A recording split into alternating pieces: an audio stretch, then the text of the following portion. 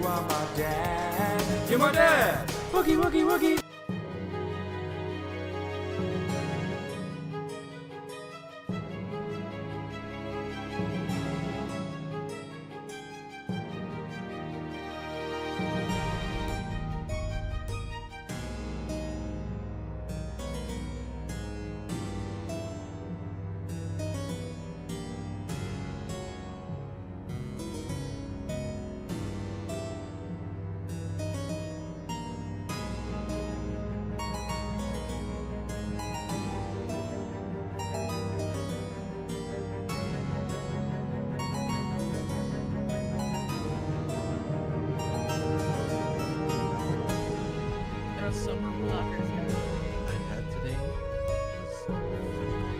I was so jealous. I was so jealous. Phenomena.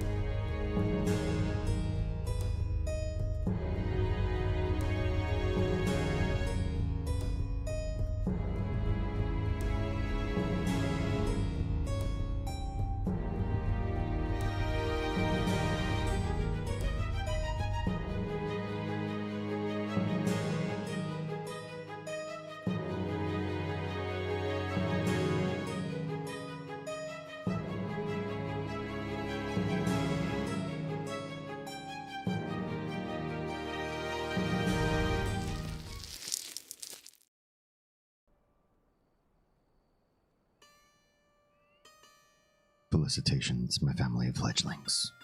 Ghosts. So good to unsee you. Welcome to the top of another week with D. Yours truly. Hi.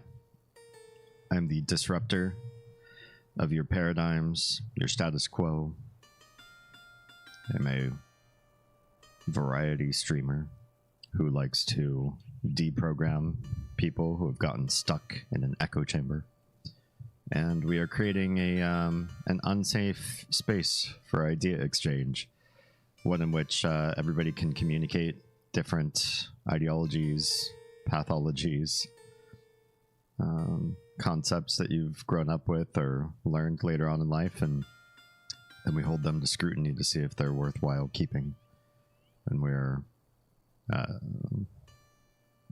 courageously navigating against or for ideas as they serve or don't serve.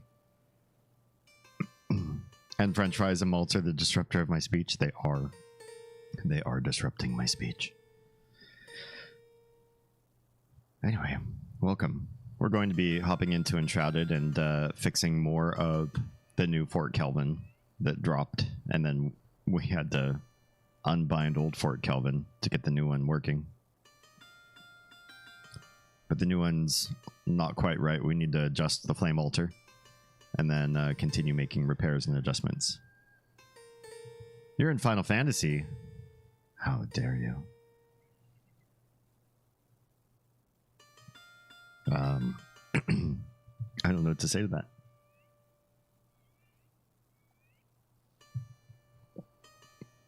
Except I'm going to take a sip of my malt. Maybe you should play the game we pay for instead.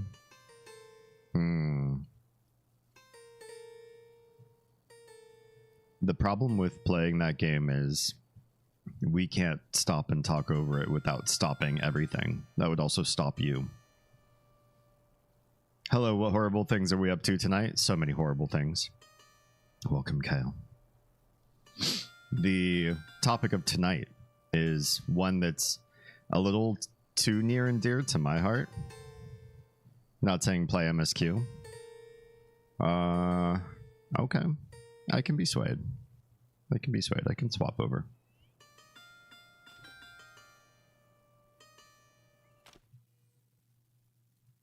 The topic of tonight is one that's too near and dear to my heart, which is social social labels.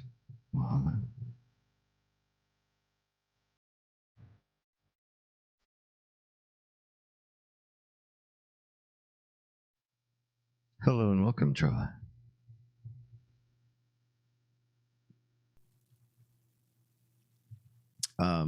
I have a strong disbelief that social labels have any utility, and I think that there's a fault in that because they're so ubiquitously used in so many different cultures. People like to label themselves as things, group together, community, create,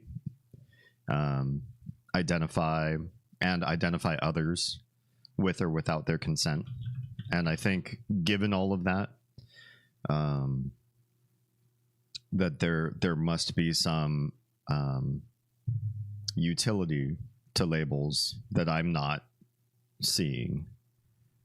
I think labels do more harm than good, and so my my interest is to generally break them down, destroy them when and where I see them, or get people to stop using them. So tonight, I'm open to being reprogrammed and have people explain to me the utility of social labeling. Did somebody say horrible reporting for duty? Nice. How long am I supposed to sit in Discord before you notice me, Senpai? I've noticed you. I'm still explaining to everybody what tonight's topic is. I'm late to everything. Hey Everett, how's it going? All right, let's join Oz. And we will change what we're playing tonight. After all, I thought it was going to be Enshrouded, but Oz would really like to do some Final Fantasy, and I'm very much for that. Sorry, I missed what the definition of social label is. Yeah, good question. Let me pop in with Oz. So, hello. A social label is... Let me switch scenes here. Social label is a label which people use to identify themselves, categorize,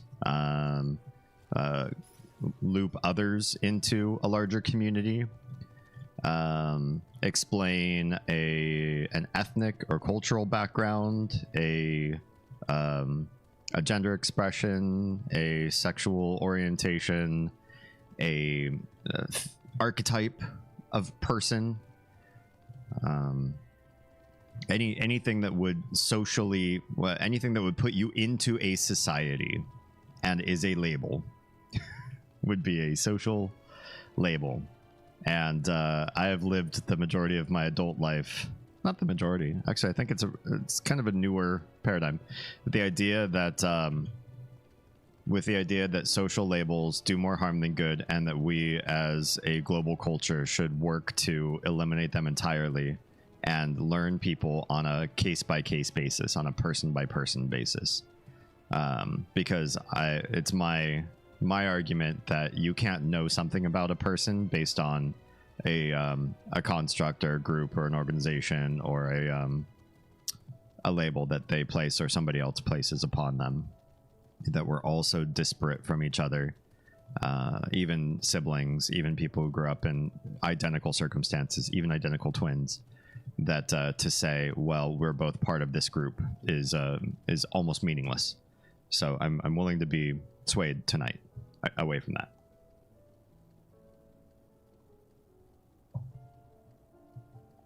When I get mad at Damien, I go to his house with a label maker and put labels on things like The counter as city sticky, or eggshelf in the fridge as preserved abortions. Yikes. Oh, Troa, this is why we love you. You're just the right amount of spicy for our community. I've added a topic relevant meme to sloth. Oh, I'm curious.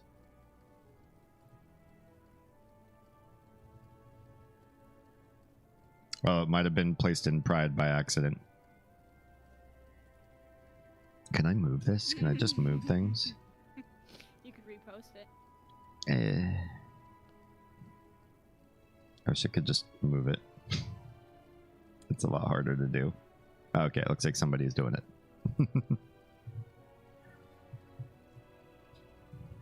Oz, how are you tonight? I'm pretty good. Irritated with Walmart, but that's almost becoming standard now.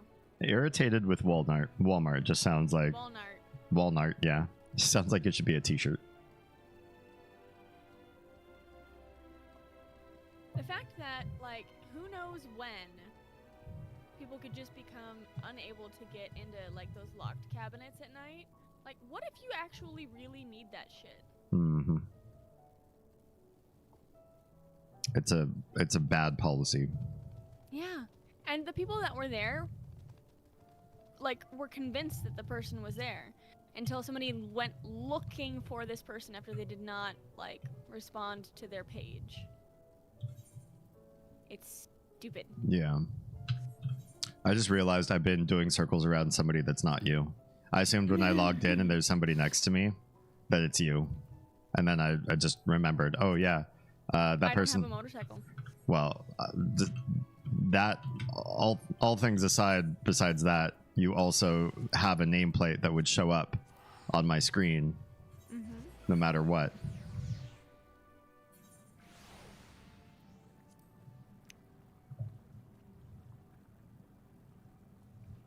Where's this? We on the moon still? Yep. I see. Doing dailies. I am unlocking the bunnies as a beast tribe. Ah, nice. Good stuff. Would you like to do roulette?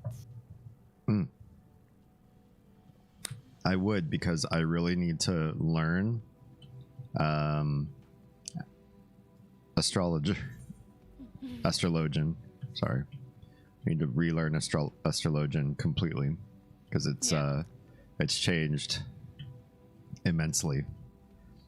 It brought back some of the things I missed about old astrologian, but in a way that is confusing to hotkey out now. Yeah, just a heads up, your camera angle, the yeah. I don't know if you want to fix that. Yes. I do. Thanks.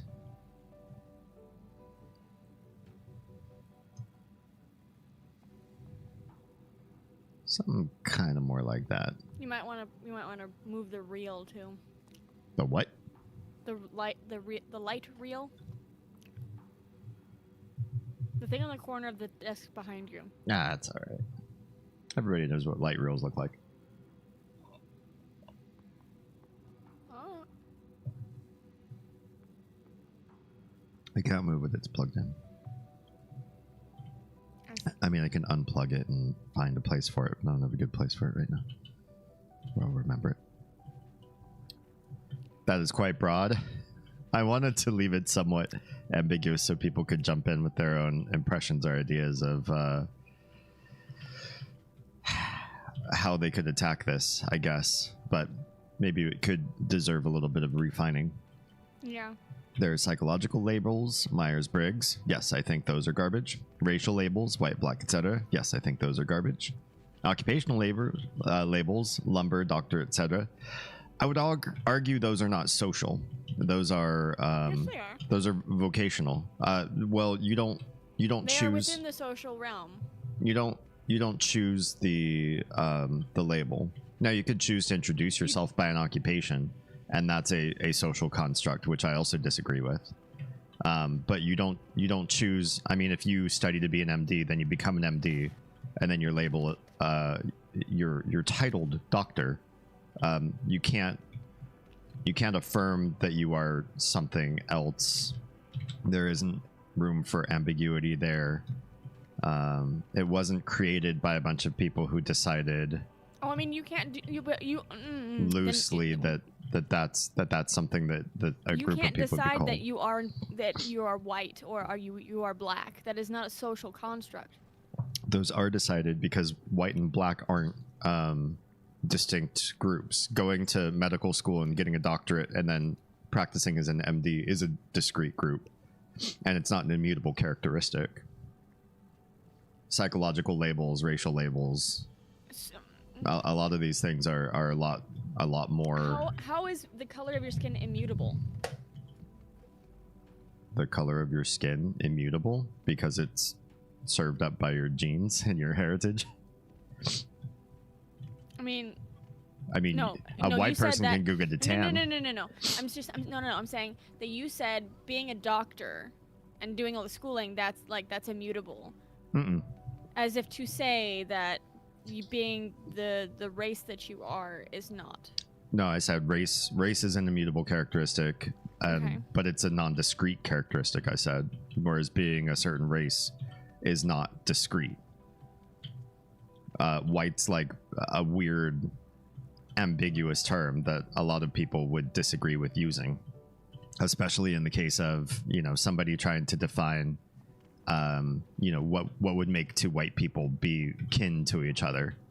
They just have to go to Europe and find out that kinship doesn't have anything to do with skin color whatsoever in almost any case.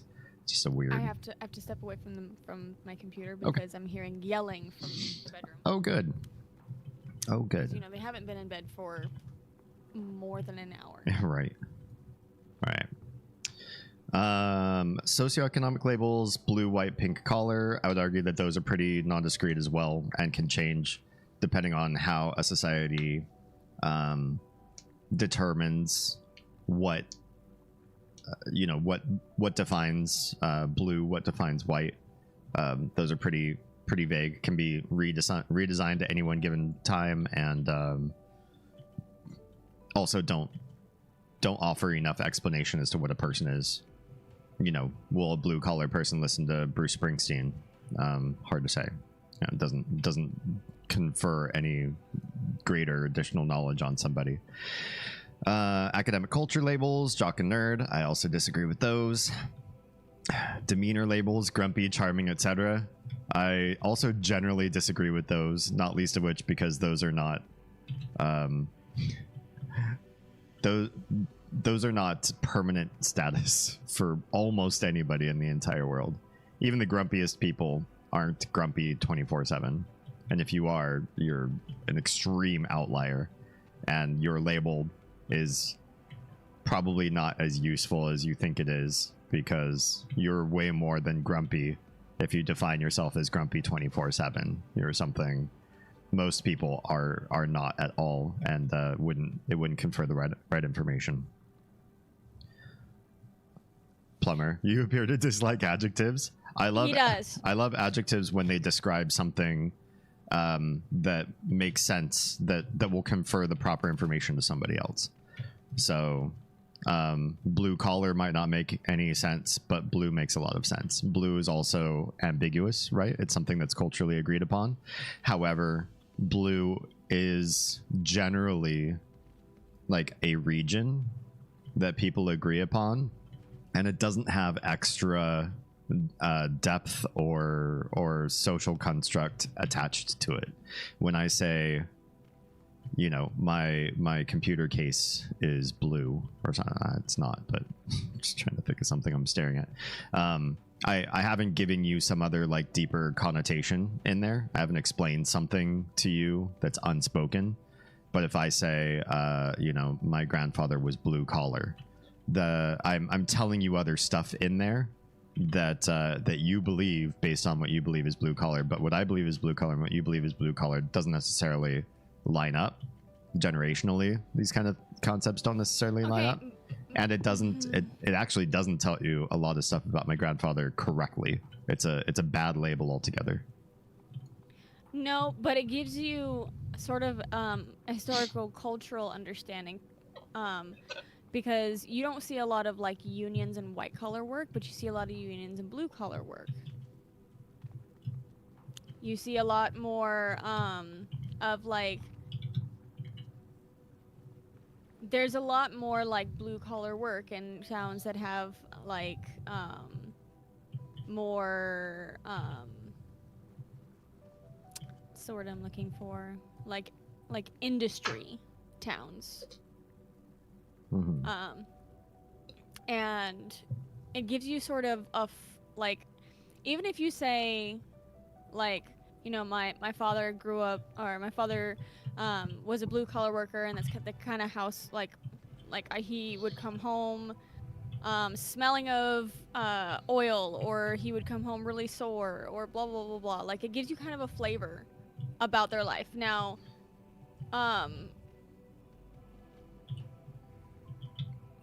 so can I poke on just one of those to show how bad this as a concept is? Let's just take union. That was like one of the first things you said. Blue collar tends to be the range of people that are more likely to be unionized, right? My grandfather was not in a union. My grandfather disliked unions quite a bit. He thought that unions made people lazy and prone to work just what the union told them they needed to work. And if anybody said otherwise, they would go complain to their union representative that they were being pushed to do more than the contract said. They took big union breaks. They did things half-assed, and it was just an overall bad situation, according to my grandfather. My grandfather would also be one of those people who today would probably say Blue Lives Matter and be very protective of the police, even though the police exist in one of the biggest protective unions in our country. Well. We've been cyber-stalked.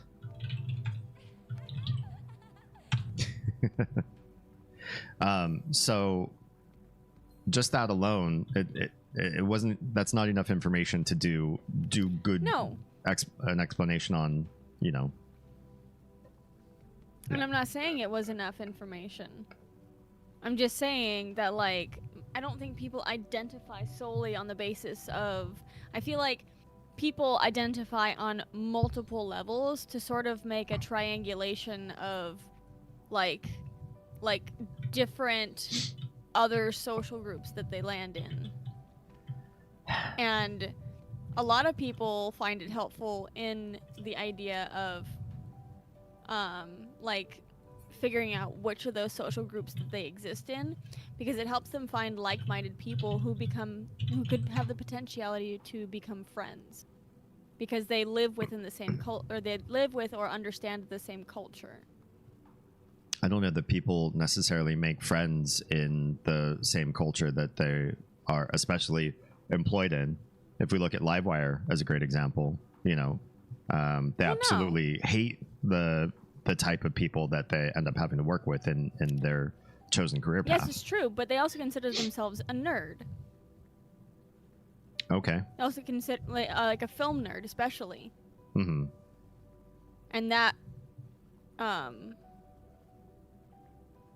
like, yes, they don't like find friends. Oh, actually, you know what? They have found friends within that department. It's just that all of them have left because they're done dealing with the bullshit that happens there. Yeah. Could I catch up with chat, or do you have a point you're urging? Okay, I didn't want to interrupt you, but Lady Nico has arrived in chat as well and says accuracy matters, which I fully agree.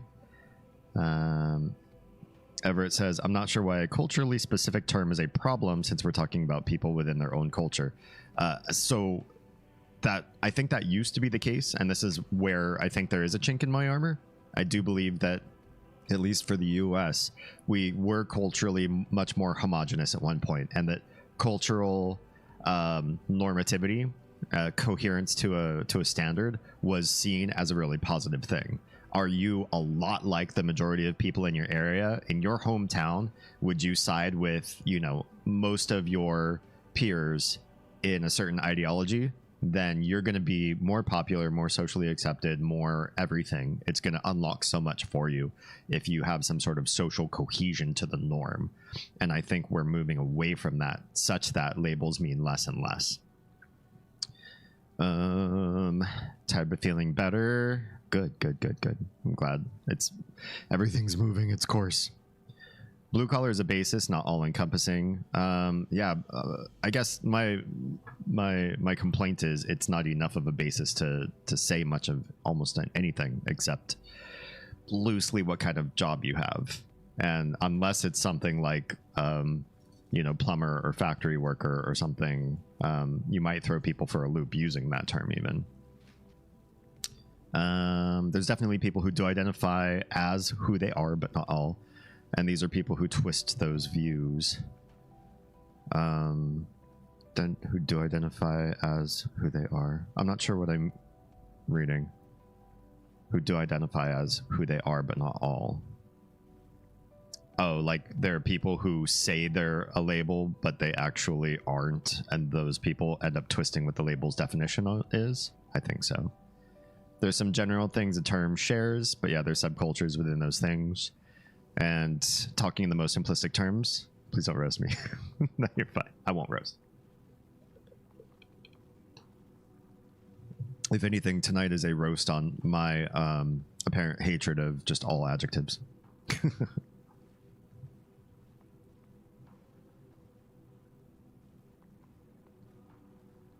Lady Nico, would you also be down to do some roulettes with us as well?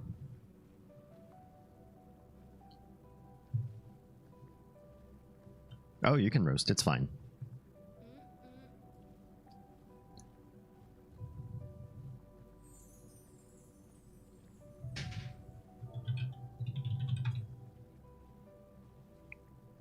All right. Looks like we're a 3-person roulette running party. Do you want to toss invites?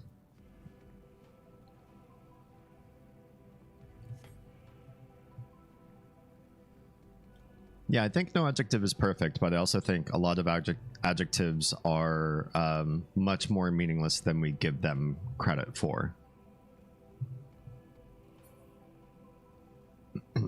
I'm interested to hear how you describe other people in the absence of all of these terms. I don't think you need to describe other people. A single person, absolutely. Like if you're talking to somebody and you want to get to know that person better, that person can use all sorts of self-reported things that they like or dislike.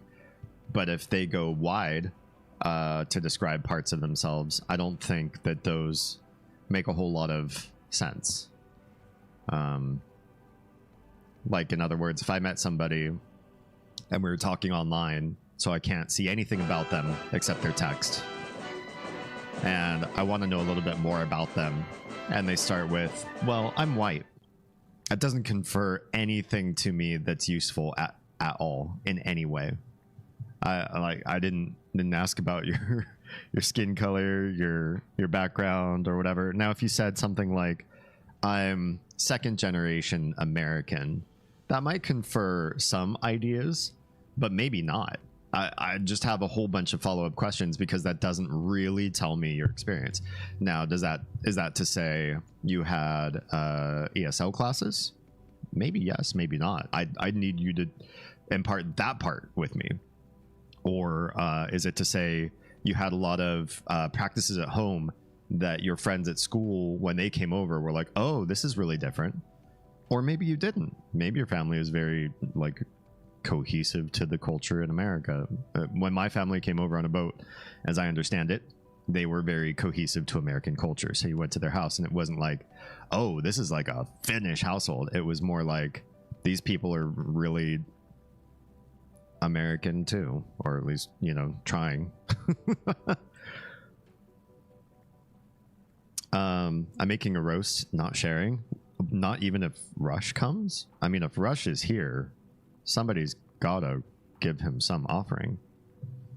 I like most of roasted mushrooms. I love all kinds of mushrooms. but roasted is amazing. There's culture identification, then there's tribalism or something like that. Yeah, I don't understand cultural identification very well because I don't know too many cultures that are so cohesive that you could say you're part of that culture and that infers something. There's a Japanese cultural concept, for example, that involves sort of an inward to outward facing attention to other people. If I might interrupt. Go ahead. Are you ready? Sure. You meant ready like that. Chief! Yes. Hello and welcome. This idea, the concept is called wa, a very simple, one syllable sort of term. And it really places strong focus on the family first, and then your village next, and then outward. And so there is a lot of like looking to your left, looking to your right, making sure everybody else is really taken care of. I've met Japanese people that embrace this cultural aspect. I've met Japanese people that they're not really about this aspect. It was taught to them, probably some elder or some, social pressure was placed on them in some way. But it's not really who they are. And maybe they played it when they were younger, but then they weren't later on in their life when they didn't feel the pressure to do so. So even stuff that some people would argue, well, if you're part of this culture, you must be kind of like this. I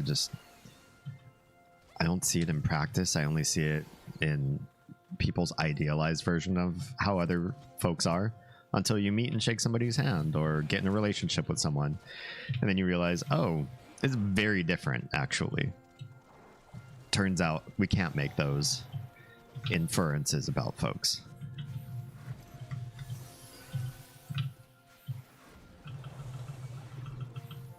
I think you're just saying that additional information is additional information. I think additional information is critical to understanding somebody correctly. And when you use a label, you risk misidentifying or assuming incorrectly.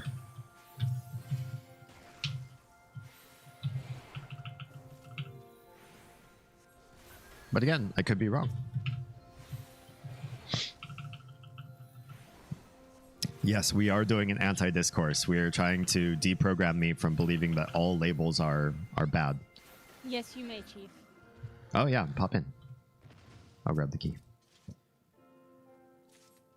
Those inferences would be discrimination/prejudice. I generally feel that most inferences... Hi. Hi. That's why Sam. This is true. I love it. Oh, yeah. I've seen a couple of other people pop in like with a soundboard immediately, and I thought, how do I do that? And I thought, what would you what do? fits? What's my brand? You know? You're all I mean, at least we're useful. Exactly. Well, so this is why Brits sometimes use "cunt" as a term of endearment, because it implies you have warmth, depth, and you're use, and you're a pleasure to be around. Aww. Bitch. I'll just have to put cunt in my regular vocabulary much more often. I'm sure nobody in the States would mind. No. I'm sure you're going to get away with absolutely no scrutiny whatsoever. No. No. Especially not when you call me it. Oh yeah, everybody around us will think the best. Like, what the? Oh. They'll assume the best intentions. Oh yeah, absolutely. But I have thoughts as to this anti-discourse. I don't know if it's been touched on yet. We're still pretty early into the conversation. Can I catch up with just the last couple chat bits and then? Yeah, no, of course, absolutely. Yeah, absolutely, go for it. Kale says understanding is a three-edged sword. That's wow. That's a lot of edges. You're not wrong. I mean, Sounds like an edgelord. if you want to start this stream edging, Everett says, "I guess I'm not getting how you define a label word as opposed to a non-label word." I guess non-label just being something, or it's anything that's an adjective is a label, right? But anything that's socially agreed upon would make it a social label. Anything that's doesn't require an agreement, then wouldn't be, right? I mean, like doctor, as mentioned earlier. That's something that doesn't require like a consensus of people to all say like, yeah, I think I have a gist of what you mean. I get what you're saying. It's like, no, you know, that person's actually practicing in a very specific field. It's already in my vocab. Go ahead. Hey Tara, how's it going? All right, Chief, you have the floor. Yeah, so with social labels, I believe they do play an important role in identity, as well as finding a group of people that you know that you can identify with and mesh with. For instance, LGBTQ.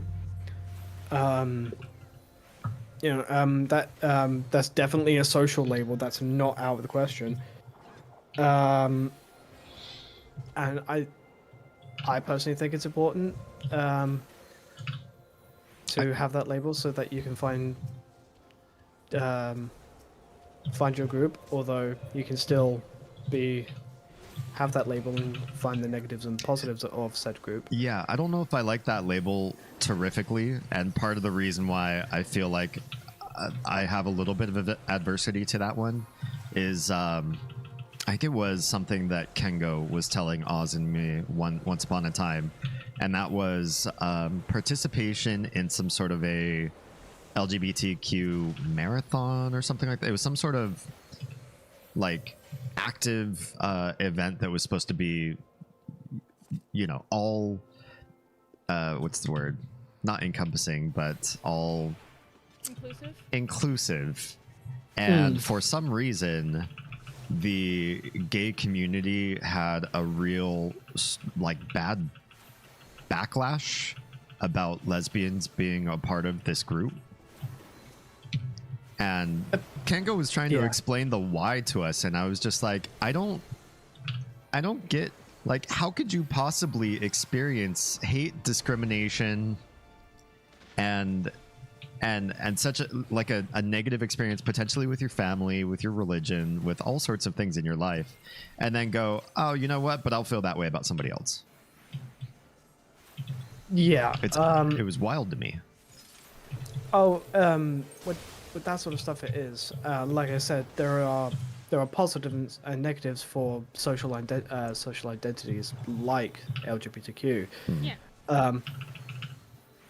And that's the thing with social labels. You have to take the bad with the good, because no matter how you socially identify, there's always going to be someone or a group or a collective that's going to go, oh, I don't agree with that. And I'm going to be loud about it. Mm-hmm. You can't go anywhere without that. But at the same time, I feel that like some social labels, I know that some people like wear social labels on their sleeve, quite literally sometimes. Like they tattoo themselves, or they wear certain garb, or and to be honest, that's okay. That's how you want to express yourself. That's your own choice. Yeah. Do I feel there are social identities that you don't have to shout and like announce to the world? Absolutely. Right. But I'm not going to stop people from identifying that unless it's immoral, unethical, or just plain flat out illegal. Right. Yeah. Like, I think the thing that I saw recently that freaked me out was I saw that. Have you heard of the MAPS flag? Yep. The MAPS flag? I don't know about this. So it is a flag that they've tried to include that is sort of reminiscent of pride flags. Mm-hmm. MAPS stands for minor attracted persons. Gotcha. Yeah. And they're like, you know, we're persecuted, blah blah blah blah blah. You know, we're looked down. I'm like, yeah. You destroy people's lives. Yeah. No, There's not only that, but you have another label. You are pedophiles. There's no other label. Like, and fuck off. They're like, we hate that label. It's so hurtful. Blah blah blah blah blah. I'm like, oh, okay. But but what bothers me too is that they want it to be like inclusive or like sort of similar to this idea of like the pride flags because they have a pride about it. Mm-hmm. And I'm like, okay, you are not only like absolutely gross, but you are also putting like a bad taste in literally anybody's mouth about any of the pride flags because you're trying to associate yourself with them. Well, okay, grossness aside, these people probably can't choose like a different feeling to feel. This is true. So I get that. They are also in a situation in which they are creating a dangerous, like a problem for somebody that has very minimal defenses. Mm-hmm. And the way that they express the way that they feel inside is generally one that hurts those defenses, that causes some sort of a problem because there's a power discrepancy and they're exploiting that. You know, so kids trust older authority feeling figures, whether or not they are authority. So to some degree, like them feeling like a sense of helplessness and hatred directed toward them, sure, but you're also dangerous. So you know, like, does a convicted felon feel bad being called a felon? They might. It might not rub them the right way, given how society treats them when they hear that word or when they're trying to get a job. But here's the thing, though. I've known convicted felons, and there are some convicted felons out there who show no remorse for what they did, in which case, you do you, I'm going the other way. Right. Yeah. But then there are convicted felons who feel remorse for what they did. They're trying to better themselves. They're trying to, you know, integrate themselves back into society by means of working hard and just trying their best to be like, right, I'm not doing that again. I'm going to better myself. And they probably wouldn't mind the term being used on them because it would just be accurate. And again, a felon isn't exactly like a social label that somebody, you know, ascribes to. It's sort of like a legal definition that we placed upon us, and you can't feel like you're more or less of a felon. You just either meet the criteria or you don't. Yeah. But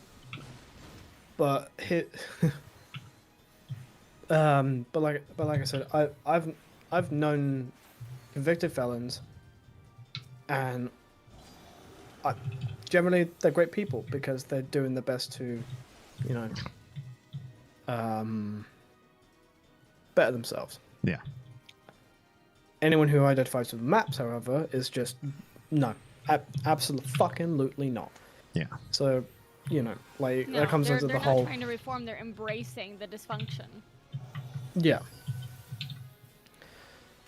But you know, another social label that I personally identify with, but I don't shout it from the rooftops, but anyone can clearly see from if they've spoken to me for any length of time longer than 10 minutes, I am a nerd. Mm-hmm.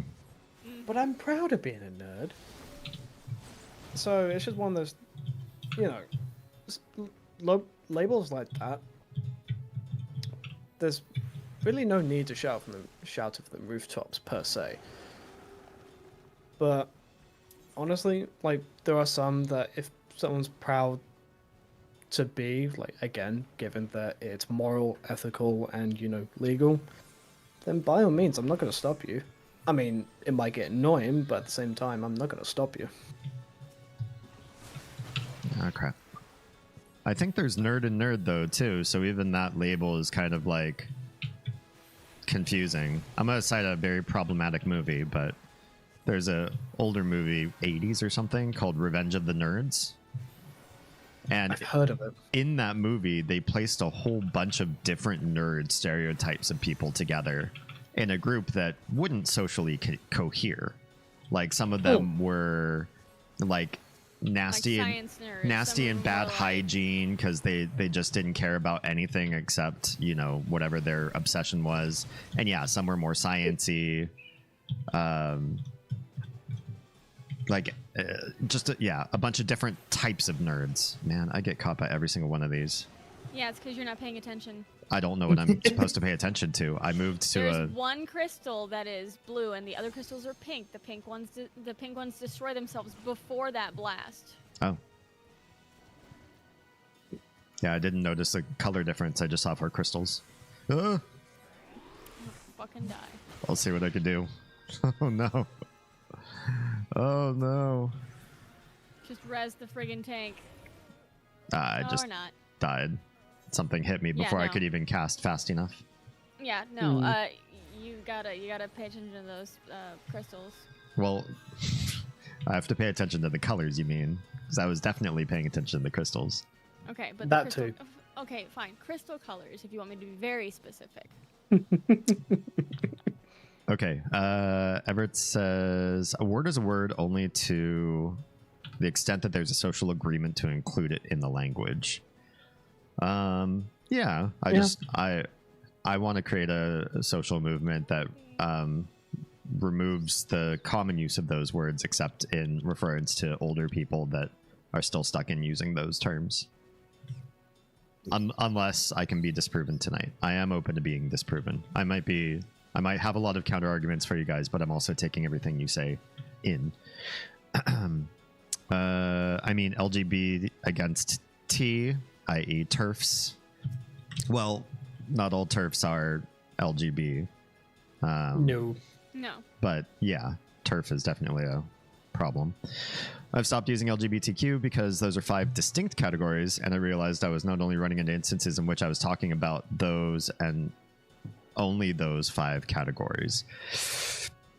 I mean, depending on where you go and how economical of language you want to be, that can either be a choice that makes sense or one that might be tricky, because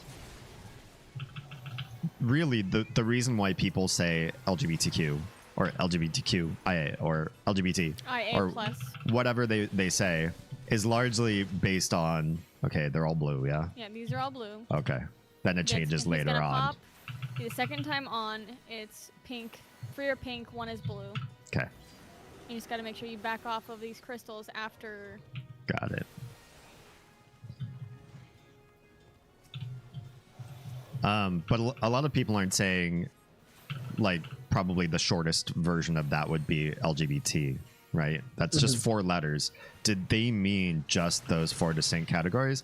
No, you're mincing words, right? It's just harder to say LGBTQIA plus, or even add 2S or everything else that you would want to say to make sure that you're absolutely all inclusive. It's harder to do in speech. So are people referring to 4 distinct or 5 distinct categories? Almost never. And we would never say that's the case. What's up, Irishman? I also kind of feel like, so I've noticed that people have, like, I've noticed less and less people using LGBTQIA as, like, a phrase that they use. Mm-hmm. And it is more that they say which community that they associate with. I'm part of the trans community. I'm part of the gay community. I'm part of blah, blah, blah community. I'm going to a pride event instead of an LGBTQIA plus event. Yeah. So, yeah, I think that's less to do with this is a label I associate and there's only these four. It's just some people are just lazy and want to do the short one, but still get the gist of that community. Sure. Yeah. For instance, you know, Dungeons and Dragons community. Some people just don't want to say Dungeons and Dragons because even I fumble at the word because you know English be hard. All right, this one over here. Yeah, I see it. I see it. Now that I'm actually looking at all four, it's much more apparent what's going on. But yeah, then some people just say D&D. Doesn't mean anything else. And most of the time, you know exactly what that means. Sure. I just say I'm a member of the Alphabet Mafia. See, I love that one personally. I love that. So obnoxious people who try to say they aren't pedos if they are attracted to teens. I mean, so, and again, pedo is maybe like, in that case, a social construct word that maybe isn't accurate, because what people probably mean when they say pedo or pedo is somebody who's attracted to someone not of like legal age, right? Yeah. Or age of consent in wherever you happen to live.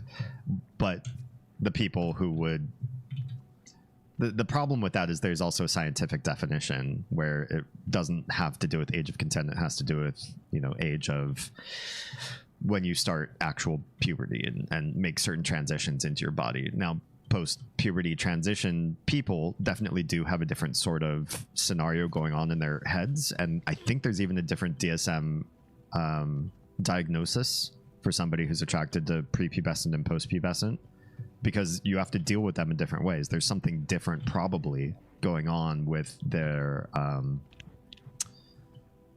don't want to call it an illness, but their non-conformity, whatever is going on with their sexuality. And then there's also the difference between practicing and non-practicing too, right? Somebody could say, hey, I have something going on with me, but I would never do anything about it, versus somebody who's like, I have this thing going on with me and I want to normalize it and make sure that I have like protected legal status for my sexuality, which is, Yeah. you know. Hi.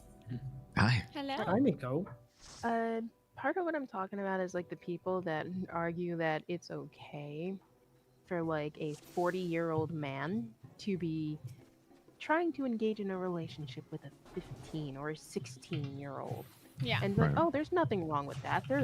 They're a woman at that age. It's like, They may you. have hit puberty. That does not make them a woman. Yeah. oh yeah, like that's one thing that pisses me off. You see all these people now, they're like, oh, well, if they can give birth, they're a woman. Oh, okay, so let's look at the youngest person ever to give birth. Do you know how old they were? 8. No. No, wait, no. There's younger. Five. 10? 5. Yeah, it Five was 5. and a half. Yeah. Jesus. Yeah, so is that a woman? Because it's fucking not. Like, there's so many people now that are focusing, if, like, oh, yes, if they are, Yeah, this guy noped. He also brought, you know, the entire first room and thought he could tank it. But We're yeah, bringing everything in the kitchen sink. Yeah. like, there's so many people on Twitter right now that are, like, arguing, oh, well, no, like, if they're a teenager, they're pretty much an adult. Like, oh, no, if they can give birth, they are an adult. They're ready to be a mother. They are ready to be married. It's like, no. Yeah. I've gotten into so many fights on Twitter because of this shit. And we have way bigger problems than anything involving biology there, right? You know, we have a socially constructed global society almost, where we don't live in a place where by 14 you're expected to move out, fend for yourself, you know, go hack away a piece of wilderness, pop out 10 babies so that half of them died of dysentery. Like, we don't live that reality anymore. You can't just sit on biology and think that that's the reason why people get together and procreate anymore. We're past that. Oh yeah. Heavily past that. Yeah. it's like the other big problem too is like these guys like that, well, the ones that argue for this shit, it's like they're, oh well, no, it's perfectly acceptable. It's like, no. And the No, reason they it's argue not. At some the point reason in history, there was an acceptability simply because it was like you want to make sure that your daughter has a husband who's going to take care of her because he's financially well off at that point. Sure. It has nothing to do with with like what is going to be good and healthy for the girl. Yeah. yeah. And even then, there were plenty of people that didn't like that system. There was something Yeah. about that they found morally reprehensible, Deplorable, yeah. and they wanted to buck against it in some way. Which is why Especially it's the young not people. Really, yeah, which is why it's not really done much anymore. Yeah. It's like you got these people that are sitting there arguing like, oh well, I don't want a young woman who wants to travel. I don't want a woman who thinks seeing the world is something she should aspire for. Like I saw a post earlier today talking about this, so it's still a little fresh in my mind. But they're arguing like, no, I want a woman who's gonna stay home. I want a woman who's gonna take care of my children and birth my children and take care of my house. And it's like, okay, you say you want that. You say you want that, but that's not what you fucking want. Because look at what you do. Yeah. You get this woman, she has your children, she takes care of your house, and then by 20 or so years down the line, you're bored of her because she's had no life of her own other than being your literal housemaid. being groomed into your servant, basically. Yeah. Then they're like, oh well, man, I'm so bored. She's so I'm gonna boring. look for someone else now. Yeah, it's like, oh, wait, who are you looking for? Oh, you're looking for the young 20-year-old who had the same ambitions and aspirations about going out into the world and seeing the world and doing fun stuff. You bitch about women that, oh, like, well, you shouldn't be playing sports because that's gonna make you too muscular for having babies. It's like, no, shut the fuck up. It's like, then you're gonna be mad because she's going to be in her 30s and then she's going to be out of shape because she never had a lifestyle where she was actually going out and doing these things because you didn't want her to do it. Yeah. And then you're going to be mad because she's overweight. Yeah. It's like Overweight, osteoporotic, everything that happens when you're not actually active. yeah. Is there something chasing us? Oh. I think that might have just been Oz's pet. No, my pet doesn't attack things. I heard a noise. Do telling you, my carbuncles pet- make noise? That was something fighting something else. Oh, okay. That could have been it. Beast. All right, let me catch up with. We've been neglecting Jab for quite a while. I apologize, guys. You're good. Oh, I'm gonna let this guy die because I'm not staring at him. All right, I should probably try to heal him.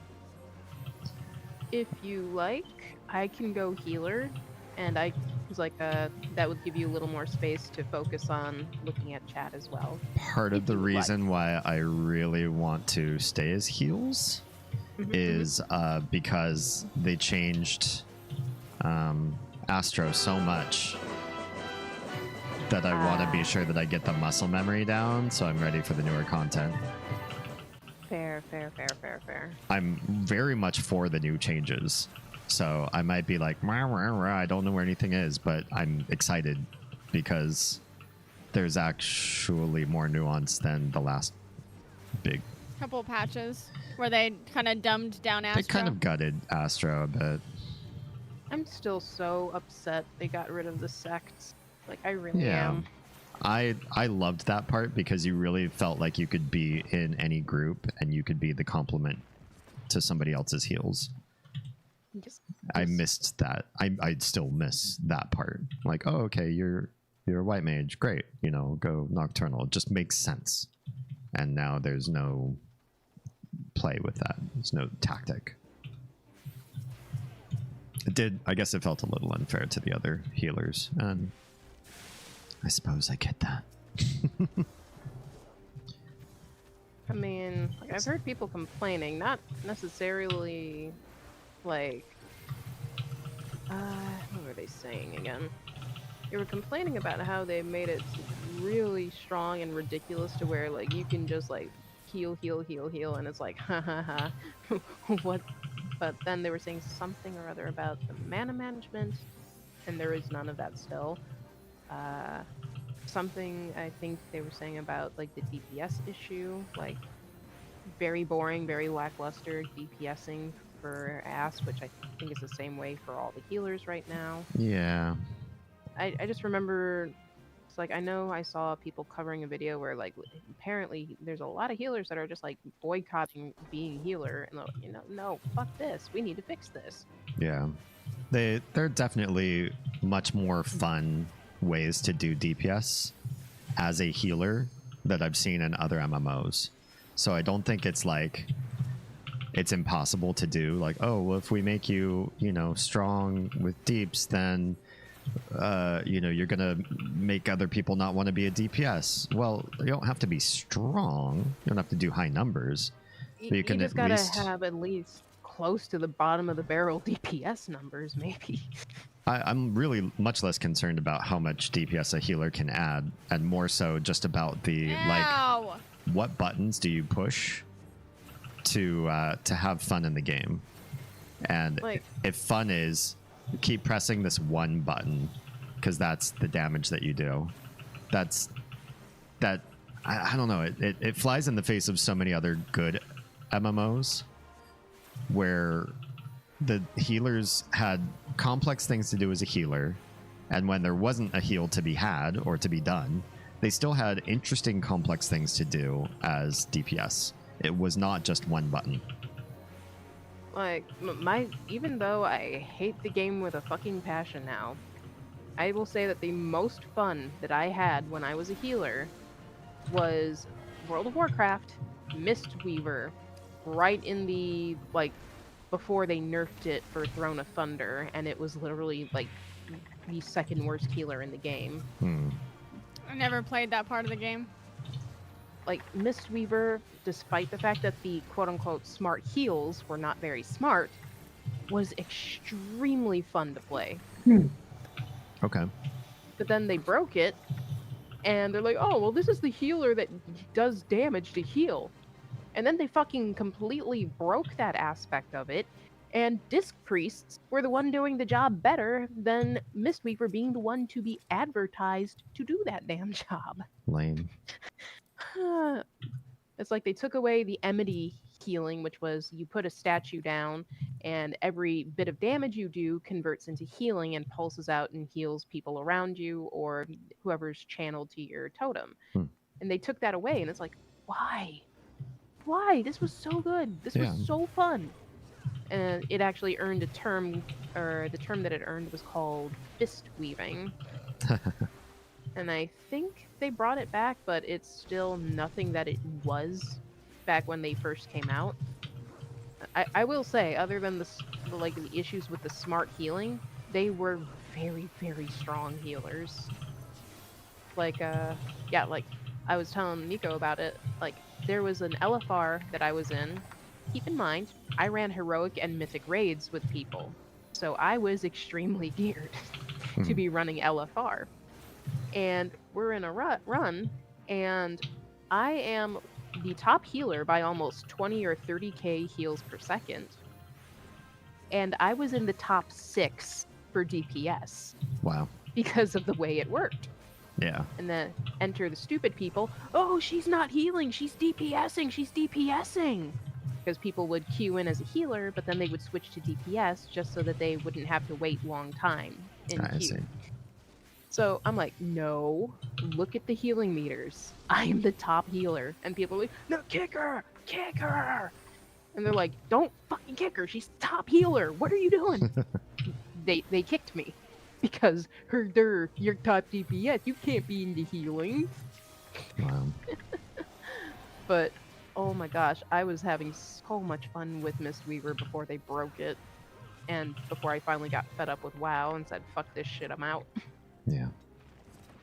It's like when they announced Dancer, I got so excited, like, could this be the healer that does damage to heal? Could, like, please? And then it was like, nope, No. range DPS. It's like, fuck. Yeah. And then they announced Sage, and I get all excited again. I'm like, do I get my itch scratched? And I kind of did, but it's not the same. It's not really. Yeah, it's not really. They're not like a real healer. Yeah. And then, like, I got all excited, like, ooh, astrologian. You could rework it to where it does that. Like, you know, the light moon phase is the healing, dark moon phase is the DPS, Sure. or mana regen.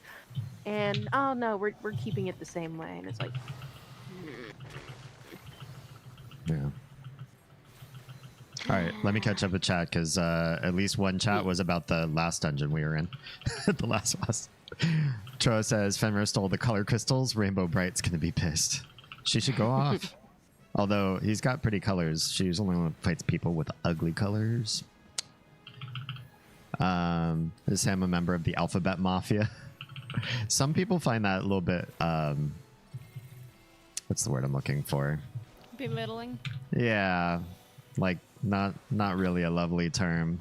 So I'd use that detrimental. yeah, I'd use that sparingly or with an audience that you know is going to appreciate it. Especially because there are people who do think like that, like, oh, you're just trying to convert. Right, the agenda, right? The big ass agenda, Yeah. whatever that is. I think the thing that bothered me the most is the fact that, like, there were a bunch of people that would go to Pride events. This is something I was going to mention earlier. Mm-hmm. And they were like, well, I'm bi. And they're like, you don't belong here. You can pass in society. Right. Or Or to you can asexual come, people. but your very straight partner Your cannot. very straight partner. Yeah, if you are bi and you're identify as female, marrying identify as male, you can't come and be part of Pride. Yeah. That's Or asexuals. They love doing that to them too. Oh yeah. Mm-hmm. Everett says you're reaffirming why LGBT, LGBTQ, LGBTQIA, etc. are all useless acronyms. I can't remember the last time I said a sentence in which the sentence would have been better had I included any of those acronyms. Mm-hmm. Well, then you're reaffirming my point. What the hell did I walk in on? Irishman, we are deprogramming me from believing that pretty much all social labels are garbage. If you have a good point to make, I'm willing to listen to it. I might counter argue you, but trust, I love and appreciate everybody's opinions that are being passed around. And while I am being combative, part of that is showmanship so that I can present, you know, not just good content, but also, you know, express sort of my ideology and view on it so that you can better understand where I'm coming from and better place yourself against me or help me place myself against myself. Stop. Well, Tara says there's varied opinions even within the LGBTQ community as to which shorthand is best. Are they inclusive? Do we need a better one? Some are okay with queer, some are not, but it's generally accepted that if you use LGBTQ, LGBTQ+, you're attempting to refer to the entire group of non-cis humans in a concise, inoffensive, and if anyone has any specific preferences, they'll say so. Non-cis might not be the right term you're looking for, because there's cis identity, which is different from orientation too, just to clarify. But yeah, I think anybody who uses any of those terms, in my opinion, is trying and probably has the best intent there. Although I would also argue using those terms to broadly define yourself in a way that helps other people understand you is broadly useless and generally not that helpful if you really want other people to know, even to know your sexual orientation, because if you use that term, you still have to choose from one of several different orientations that you've just listed in different letters of the alphabet. And I would also argue those kind of labels about what orientation you may be are really best used and are really highest impact when you're talking to somebody who you want to know your orientation. So between two people, yes. And that's where I sort of break down in the use of labeling. Where I'm talking social, I generally mean more than two people. Between two people, I think as many labels, descriptors, explanations, definitions as you can fit in, have those talks, get to know somebody deeply, especially if you like them. Don't stop with just a few things, and definitely don't stop with just how they are when they're having a good day. You got to know all the nitty gritty. If you really want to have fun with somebody, you got to know what they're like when things are going bad too, right? Otherwise, you're going to have some sort of awful fallout down the road when you have your first argument and you realize you're with a monster, a literal just garbage human once things go bad. But once you start getting in broader society, do people really need to know that stuff about you? Not really, and I don't think it really imparts enough information to make them worthwhile. Sinner, hi and welcome. I mostly just say queer community these days. I feel it's succinct enough, and people tend not to be offended by it since the term has been reclaimed. I haven't met anybody that doesn't like that term, but I'm also open to not using it for somebody who says I still take offense to queer. Okay. I found something funny. I'm going to DM it to you, D. Okay.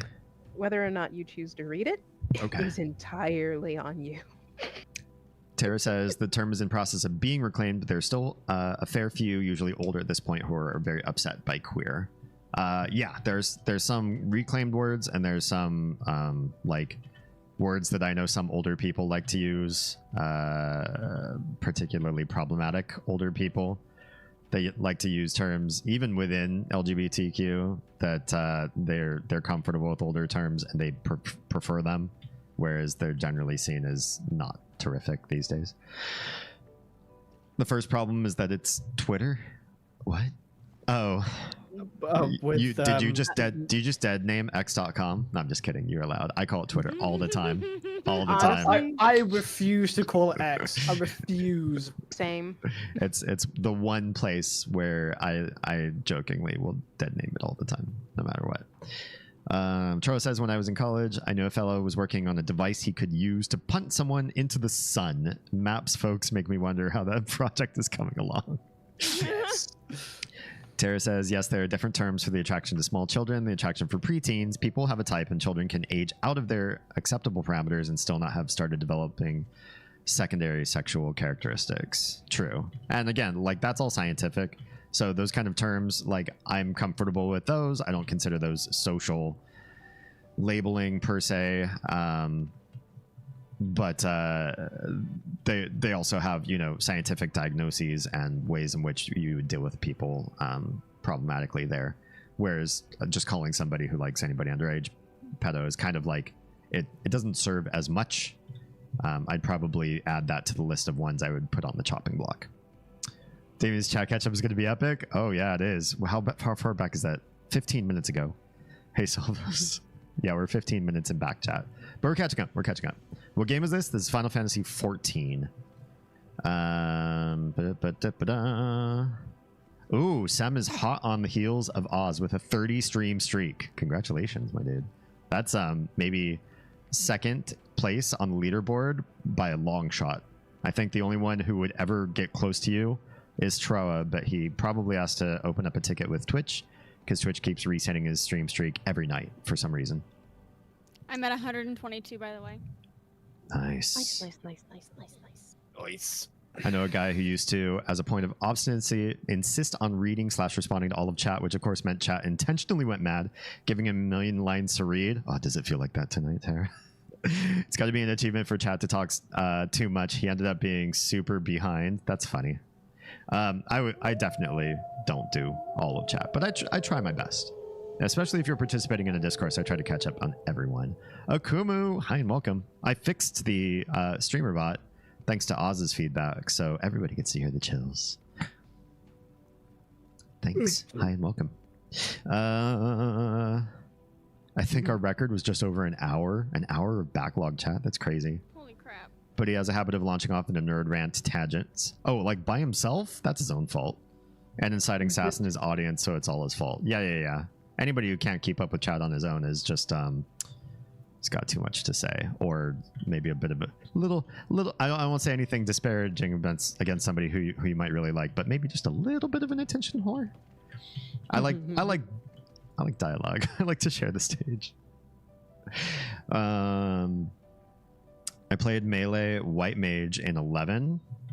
Interesting. White mage was my first character in 11, and I think that was a bad choice because it was so slow at the beginning, and you basically had like your one damage spell and a staff, and I hated it. And it was worse than every other MMO that was out when it came out. So I noped out after 2 weeks. Well, I made one more character, cat person something. I forget what I made. Monk maybe, because I was like, oh, I got to do better in low level combat if I'm going to enjoy this game. And I didn't like Monk either. The control scheme and the menus were all awful. And so I went back to, I don't know, whatever MMO I was playing when 11 was released. I played in the first 2 weeks of launch, and I didn't even play through my 30-day free trial. No point to make because that's not my ballpark. I think we're almost caught up. Holy moly, I'm exhausted. Please don't tell me you have COVID. Clubs were the real white mage DPS. Well, whatever I had was awful. 11 was designed for the PS2. If you were a PS2 owner and you didn't do PC games back then, I could totally see why you might like Final Fantasy 11. Especially if it was your first MMO. If you're having that like EverQuest 1 experience for the first time with Final Fantasy 11, I super get it. But I had the EverQuest 1 experience for the first time with EverQuest 1. So I was not wowed by Final Fantasy 11. It was the worst Final Fantasy I'd ever played. And I stand by that to this day because I haven't played the NES ones. I'm sure those are worse, but I to date haven't played them. No COVID. Little's 5th birthday was today. Hey, happy birthday. I think RuneScape was my first. Oof, that's a rough one too. Went to the movie, got to get food. What'd you guys go see? Then to the lake for swimming and kayaking. Ooh, that sounds like a fun 5th birthday. Right? That's like most people might not have a core memory of their 4th birthday, but I think most people remember their 5th birthday. That's a good one. That sounds like a fun day. I don't remember my 5th birthday. Oh.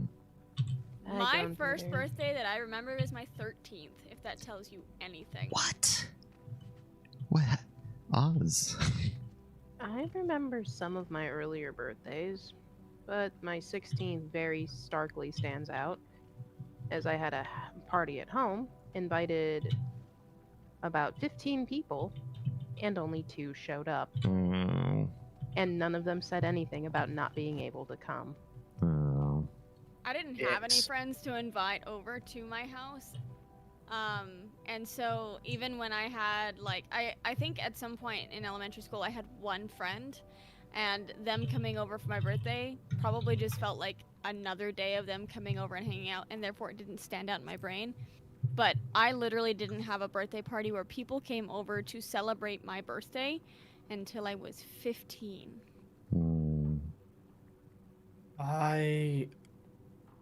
The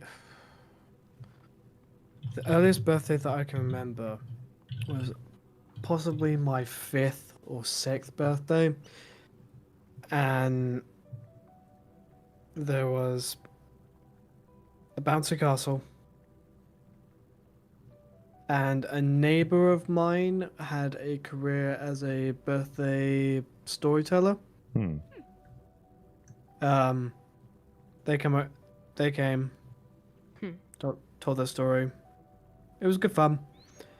I don't remember much after that.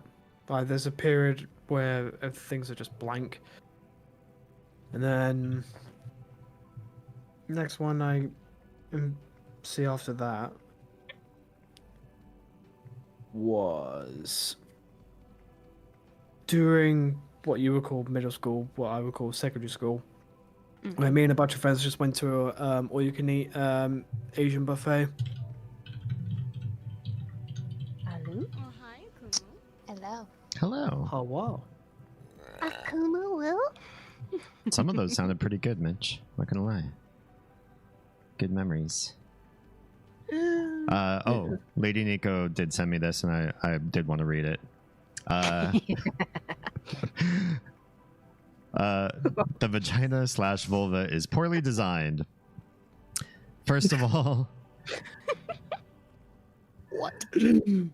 It's an Ask Aubrey post on Twitter if you follow her. She finds the most insane shit people say or make up about human anatomy, misogyny, yada yada yada. Follow her on Twitter. She's fun.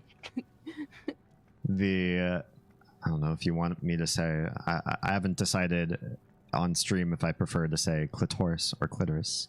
And urethra should just be combined into one. I know there's two tribes. I haven't chosen sides yet. Guys pee out of their penises, so why don't vaginas also kill two birds with one stone? It's inefficient design. If women peed out of their clitorises, they could do so standing up, I imagine, and bathrooms would be much more efficient, just like the men's room. Secondly, oh god. That's not true because men pee all over everywhere because they have no fucking aim. It's not just aim too, but like other stuff can happen. Like you can have a little bit of discharge. It dries up, Something can dry and then up with just the tips, and then it sprays off. To exactly. The side, and then it's everywhere. It's just like you put a thumb on a yard hose. What happens to it? It doesn't go straight out, right? Is what happens. Yeah. And then does the guy go and grab some toilet paper and is like, oh, oops. He just like leaves. Like, dude. Yep. Okay, second. Go ahead. Make your point. I was going to say, double stream just happens. It doesn't have to be anything. It just happens. That's okay, true. so don't yell at us when it happens. We don't know why, for the most part. Well, then just clean it up. That's all we Oh. ask. Yes. I do, because at one point I lived in a house with my older sister and my mother, so I had to. Otherwise, I get my absolute head taken off. Oh yeah. I mean, when I was in the Navy, real quick, the guys were so bad about not pissing in the toilet that they made the women half of the division come into their berthing to clean their fucking bathroom. I'm like, I didn't have to clean up after my own fucking brothers. Like, why the fuck can't... That's like, awful. Yeah. Okay, there's a second point to this post. Yep. Secondly, vaginas should have integral tongues. Am I reading that right? Like I had to blink my eyes a few times.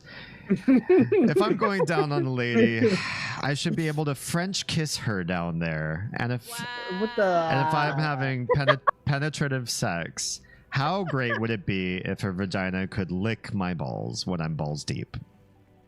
Also, I'm sorry, this but poster is not done. No. So I have a problem with that because the vagina is already too close to the butthole, and all we would be doing is tasting our own anus all day. I mean, if you keep it clean, you can basically self-rim. Yeah, but like. Although, as I understand from men who can self-sucking, how is it described? It's a lot less like having your dick sucked and a lot more like sucking a dick. For anybody. Gee, I wonder fucking why. I wonder why. Yeah. Okay. Continuing on. Also, a tongue down there could help clean the lips. In the same way we lick ketchup off our lips after eating a hot dog. Lastly, man, there's so many points here. It's positioned way too low and too close to the butthole. There you go. Yeah. And then Aubrey's comments on it. Aubrey says, I feel like if women had tongues there, many would stay happily single. I mean, that's fair. You just be like, hey, you've got that far off look. Hey, look at me. Are you licking right now? Can you not? I'm trying to have a conversation with you here.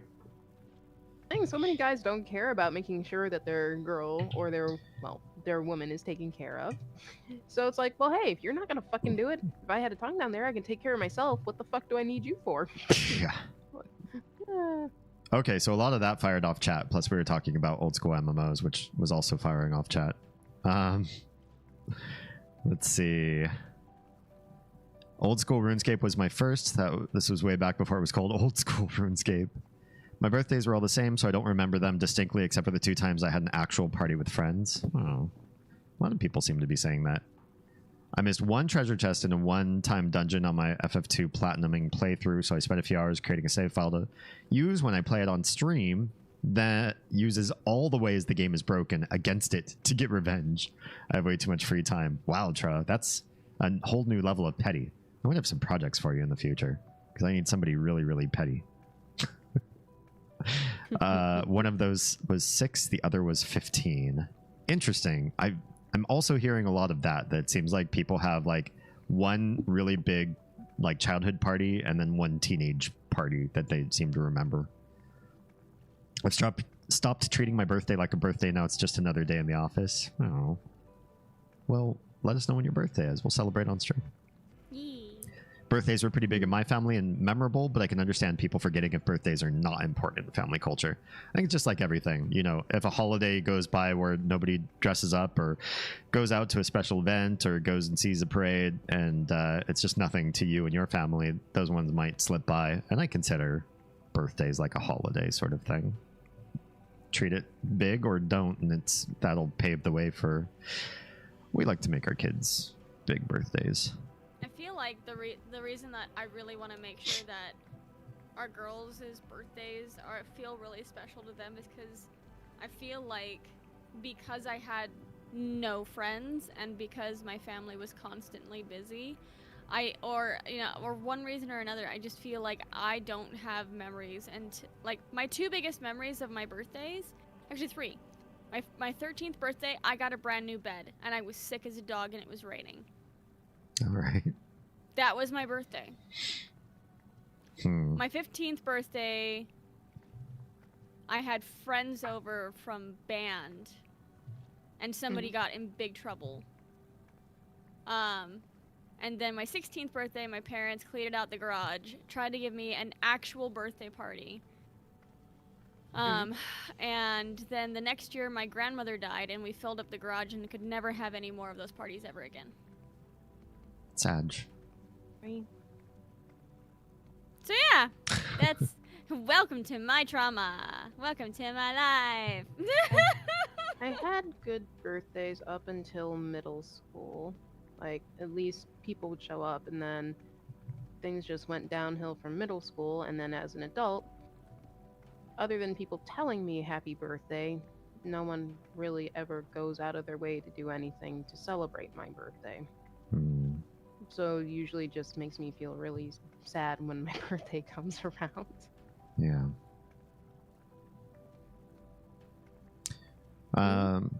Let's see. Troa says my birthday is Christmas Eve, so it's pretty much never existed.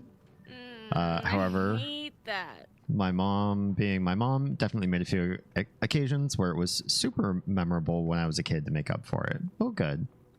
Good. That's nice.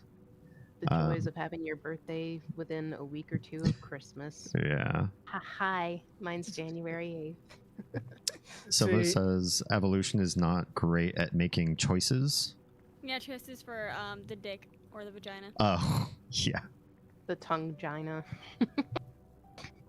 Cheddar from 8 Mile definitely has double stream. Yikes. After a day scrubbing toilets, I'm betting you'll be able to pee through a Cheerio at 10 paces. Berta from 2.5 Men. That's awesome. Well, that's clippable. What did you clip? Oh, I see. That. The clip is just called VOD.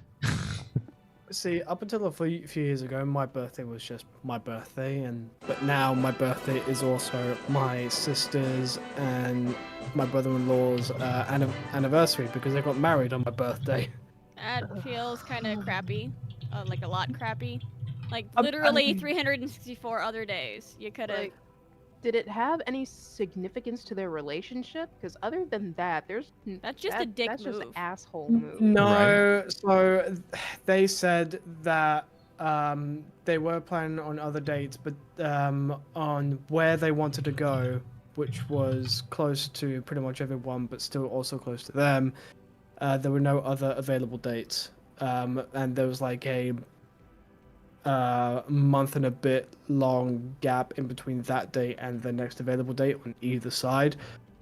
So I was kind of like, yeah, I mean, and I said to my sister, like, straight up, you know, it is still kind of crappy.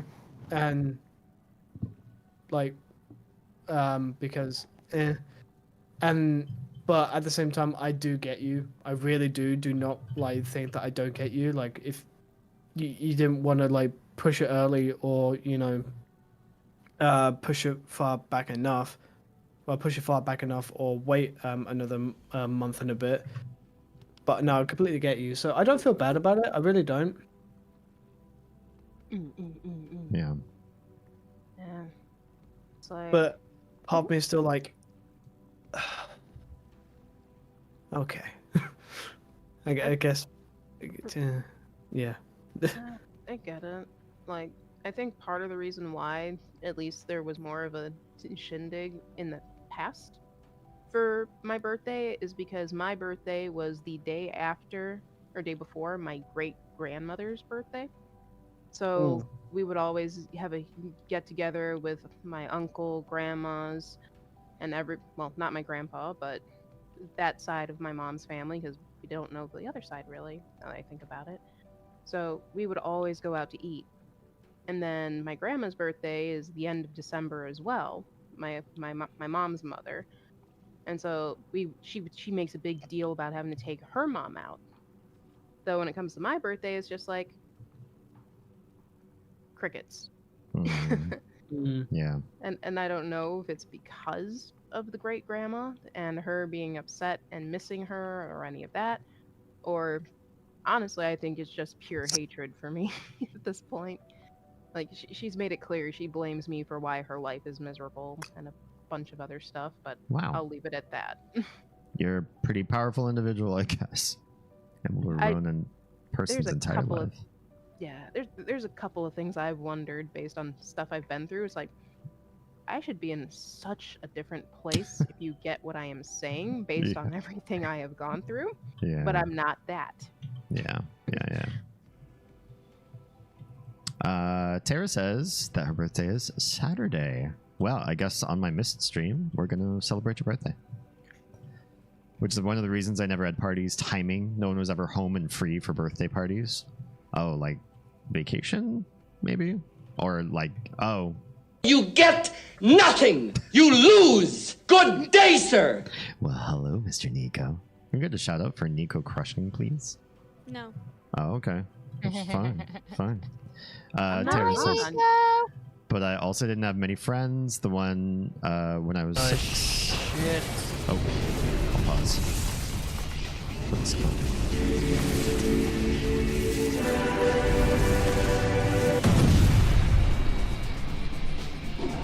Oh my. That'd be a big boy. Yeah. And me. That was such a I'm coming, Kuka! Oh my. Fields of suck. Eat the bee. Oh, yeah. Oh. This is PvP. good. This one's really good. This juicy pear. Oh. Oh. You got such a happy bean boozle. It's a very strong pear flavor. Wait, why am I still on my bird? We need to start doing those again. Yeah. Dude, that is good. It's fun. It's always fun. Die, ninja. Fucking die.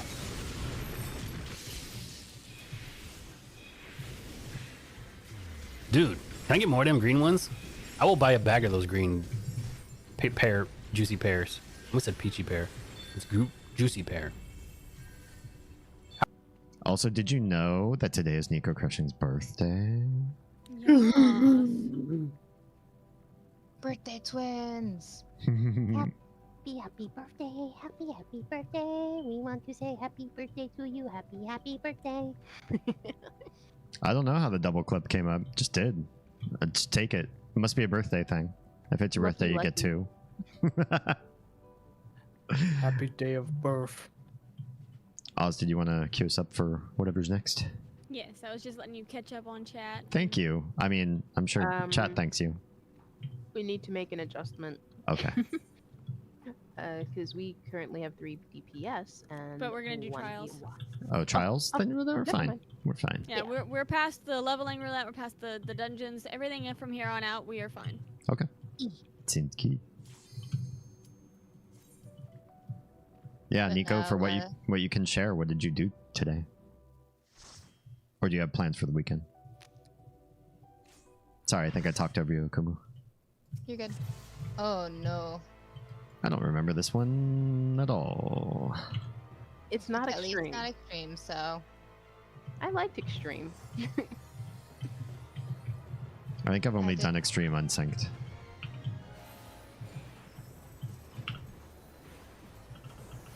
I would need to relearn the fight to do it unsynced, but Yeah. I did do it at one point.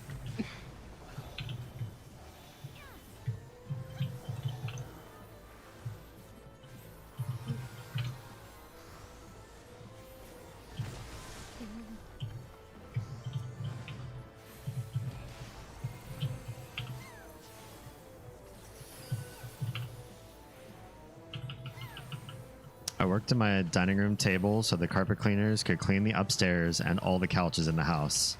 Happy birthday. That does not sound particularly exciting. I mean, your birthday happens whenever it happens. Yeah, If that's what needed to happen today, you can celebrate it properly on another day. exactly. Ooh. Uh-oh. Did I not know what he was remember. doing. I just saw a bunch I of had this people. feeling. I was like, moving. he's postured strangely. I'm gonna fucking move. Yeah. I was low-key not paying attention to his posture. It's okay. Yeah, I've gotten in a lot of trouble not paying attention to their movements. Oh, yeah. Usually I'm better at it. I don't like this. Oh fuck, I don't remember what we're Kill supposed to the- do, really. Kill No, the I know things. just kill these things, but like I don't remember what the fuck happens after that. Oh. They blow up and then Oh. we transition. How Uh-oh. the did I get I one gotta shot? keep moving. I got you. What Left. the fuck? These guys deal damage when they go kaboom. Oh. Oh, and here I am trying to smack them all at once, I mean, and that's not smart. I mean, we could. I mean, we do have a wonderful, wonderful scholar who hopefully is using shields.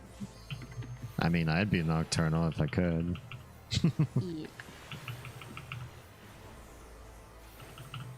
Oh, then TG treated Nico to a nice dinner. Love it. Nice. Hey, Nico, what foob? What foob? Nico probably Okay. had the same problems Tara did with parties as a kid. So close to the 4th, nobody's around. They're all doing 4th stuff and don't also want birthday stuff. Hmm. Wait until you see the ground flash and then spread the hell out. Okay. Oof, Yeah. that was a tasty, juicy one. Hold.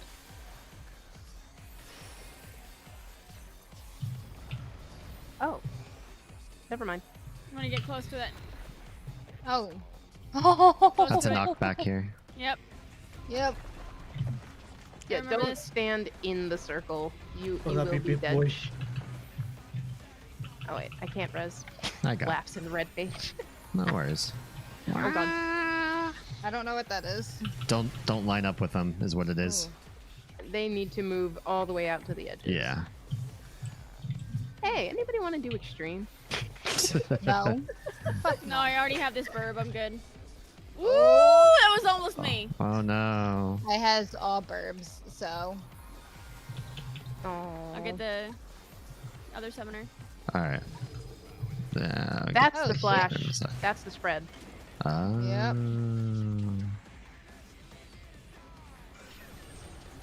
Damn it. Shaker, shaker, shaker, shaker, shaker, shakers. Oh my god. No, no, no. Ah! oh. I'm like, I don't know where this is landing. I'm gonna guess. I guessed wrong. Yeah, it's Oh. just a big line AoE. Shit. Oh, fuck. Oh, what What? happened there? Oh, I we're have supposed to, we're supposed to we- be in that little jumper thing. Oh, right. Kill the Yeah. wind thing. We literally got bitch slapped. Yeah, we did. Nico no, says. we got chatted. We got muscled to death. Nico says, I got a big family, so we just did a big fam party with fireworks. I mean, I can think of worse ways to have the 4th spent. Yeah, I mean that's nice, but it's also like it feels like it's not for you. I guess.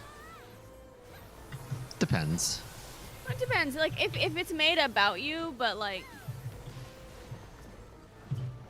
I don't know. I've only had one big party with friendos, and that was about 10 years ago. Oh. I always thought it was me. Okay, then that's all that matters, really. When you're a kid, as long as you're made to feel like this is about you on your birthday, that's all that matters. Yeah.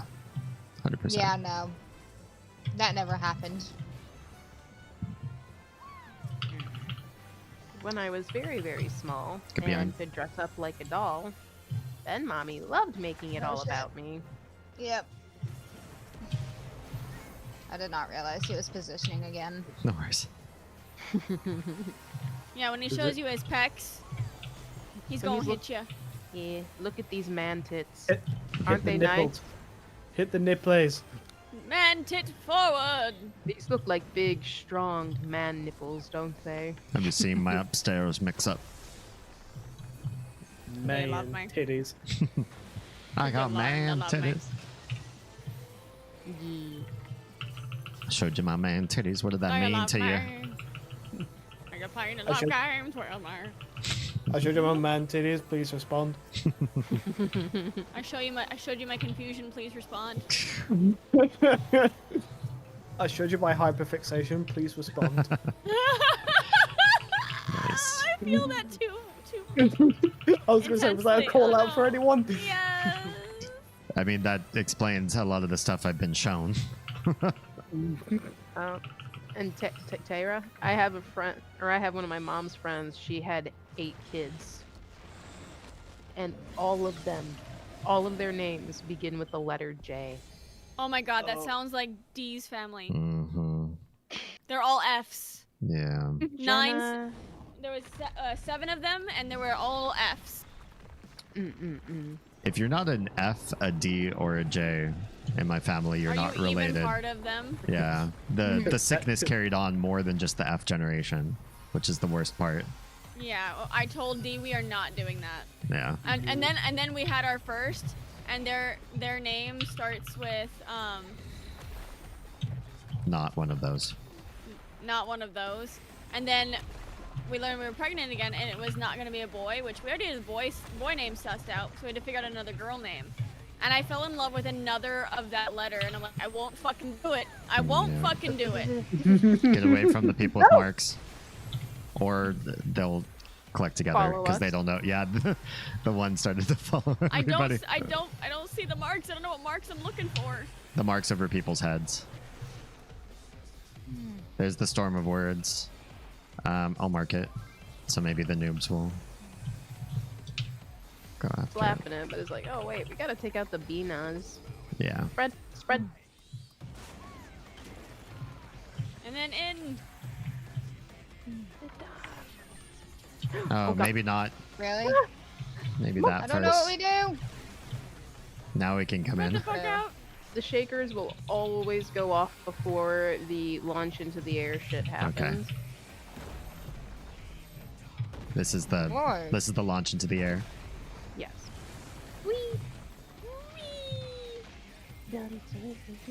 Pile of bodies. I don't like that. Oh, Oz. Yeah. So, me, Mary, and Em were watching anime in crawl space. And Em has never played Cards Against Humanity. Oh no. So I'm just like, oh, honey, we need to change that, like, now. Yesterday. Ow. Oh, I got Oh, smushed. snap. I thought we'd be okay. Wrong. The thing was, is those rings were way too close to the. Yeah. Yeah. Yeah. Raise me! I can heal people. I can raise people. Hang on, I wish I could help. everybody. Oh, shaky, shaky, shaky. No, Oki, Oki, Oki. No, Oki. Catch up with Chad after this. Also, I request that we need to get Jacket into Cards Against Humanity as well, because Irishman. He will provide the good content. Nice. I'm sure of it. It's been forever since I played that. Well, we're gonna have a Cards Against Humanity night on Friday. Ooh, I'm game. Yeah. For your sakes, no. Jacket, trust me, nothing is too much for this group. Yeah, no such please, thing. Come at me, bro. Man, I really have wanted to stream. Got it, Kuma.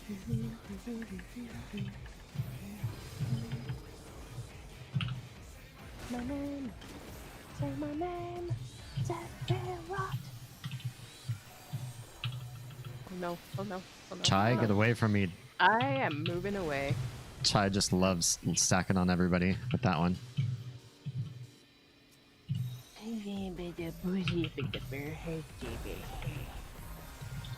Boy.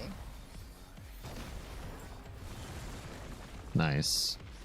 Nobody died. Yet. Can Yeah. this bitch, like, just die?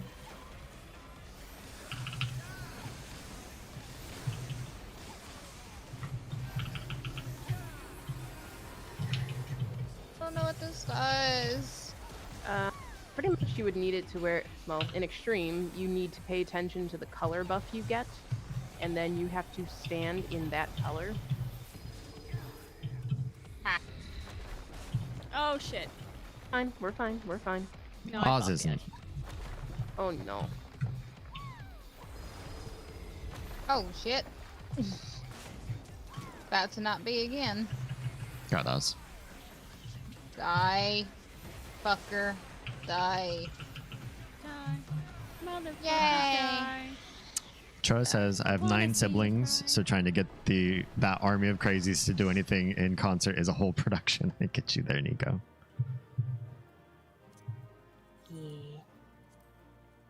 What? Okay, does anybody else know the Die Motherfucker Die song?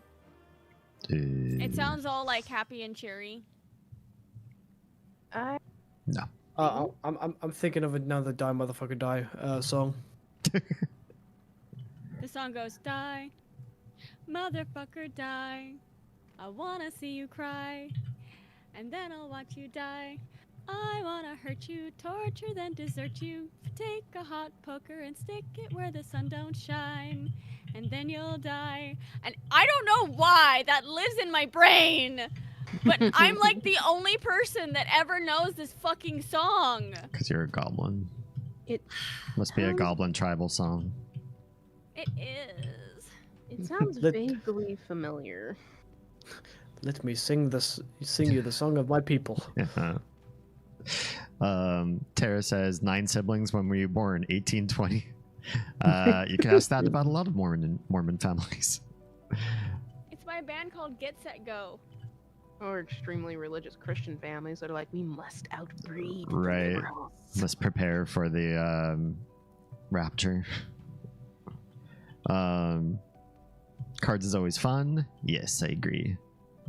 Silva says, I remember Oz's clip of Trevor, the world's best boyfriend. Eh? Oh no, no, no, no, no, no, no, no, no, no, no. No. No,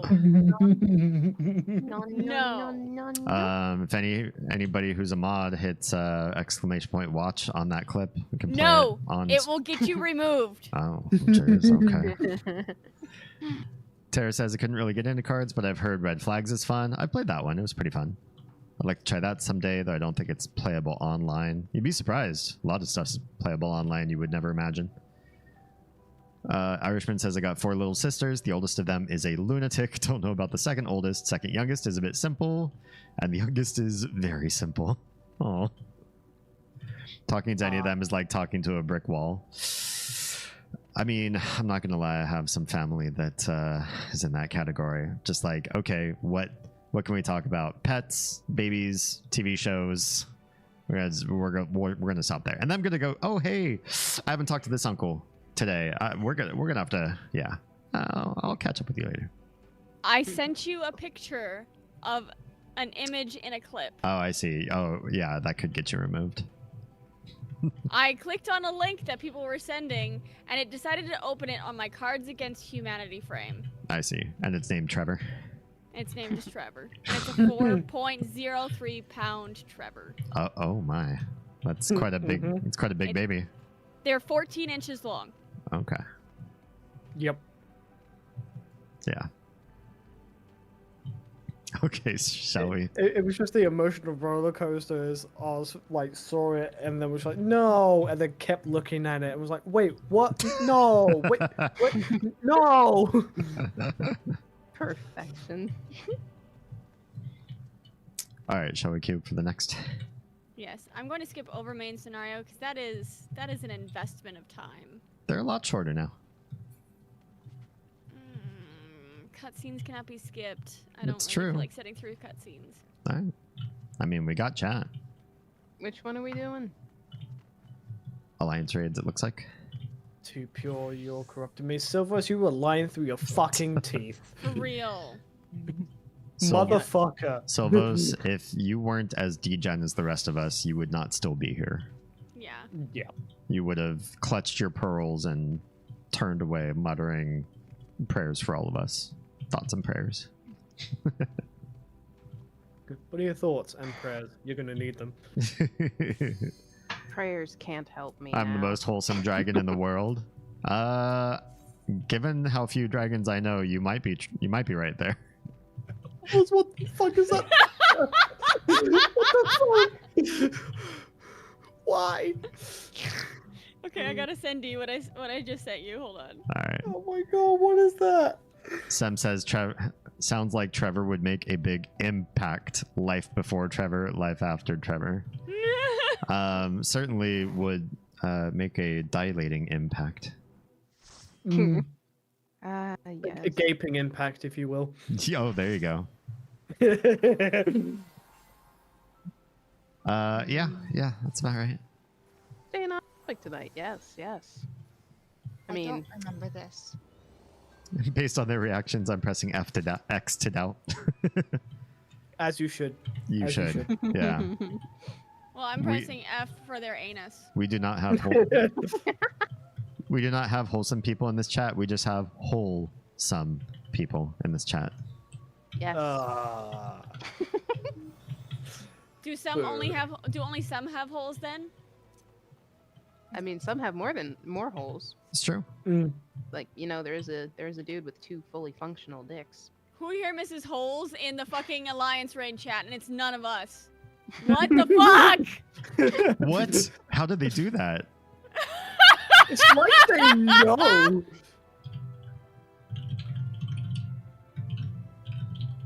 Wait, I've got to see this. Stop listening to our convo. What the fuck, man? That is pretty weird. Suddenly, somebody weighs in on talking about holes completely randomly Holes in Final Fantasy. in Final Fantasy. Well, you know, Japanese fan service. Yeah.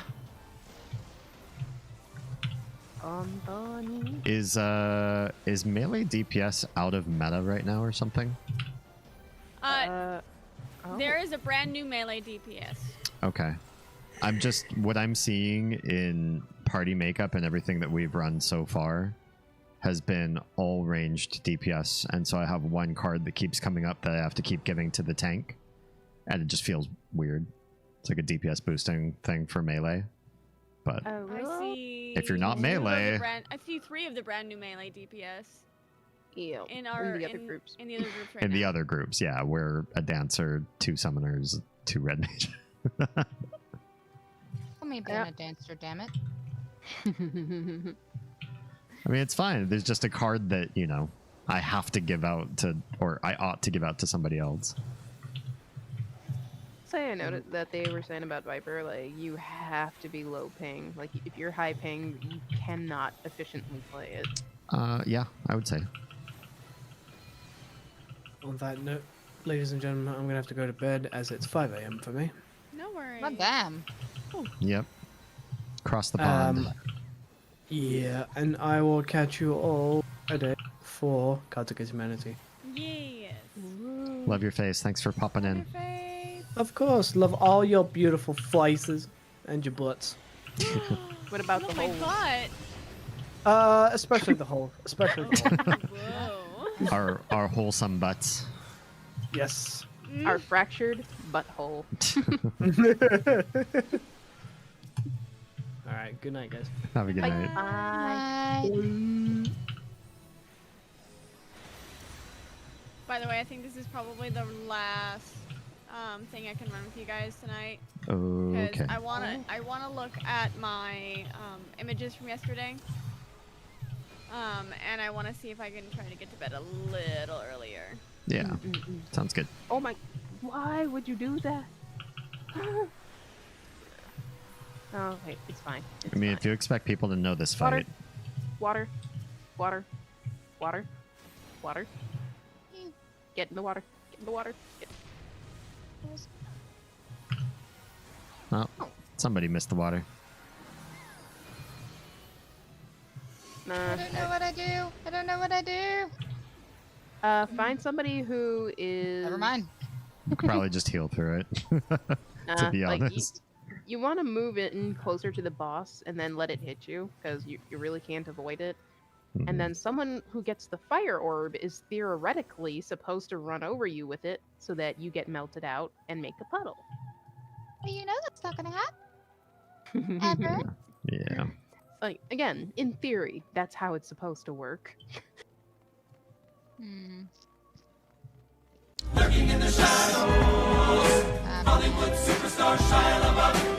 Thank you for the lurk, Tra. Enjoy Lurkatory. Y'all need Satan, he says. I need Lucifer. Very different concept. I'll take Lucifer. And yes, I'm talking Lucifer like the Lucifer show, or Lucifer Has Been Hotel. Nice. Yes. Take that, depression!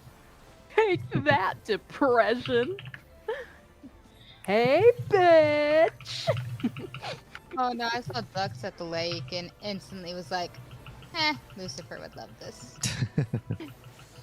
Yes! And I'm pretty sure one of them had babies, so... Baby ducks are cute. Yeah. Silva says, I guess I need to re-download 14 now, if nothing else, to run the benchmark. Let us know. We're a very helpful free company. Yes. We like lumping more people into our cult. I mean, our free company. Nico says, Akumu, bus is getting paid. Yeah. You're busting that. His card's being streamed. I'll have to tune in. Yes. At least on yours and Mary's streams. Yes.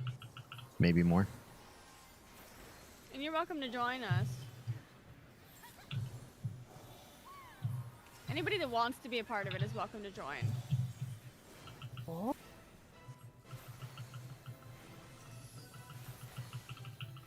As long as y'all are willing to be degenerates, we're willing to have you. Of course, those few throwaway cards that you have to do. Hmm?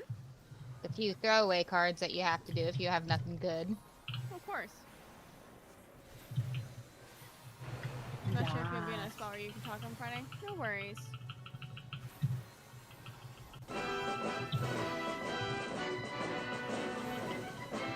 Resetting the universe should work also. It brings me joy. You're supposed to keep things that bring you joy.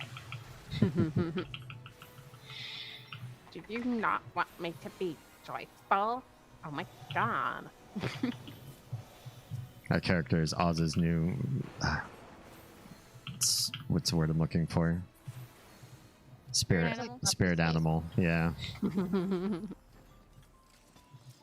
I'm what you want, not what you need. I'm sticky sweet, like cotton candy. Ah. Oh.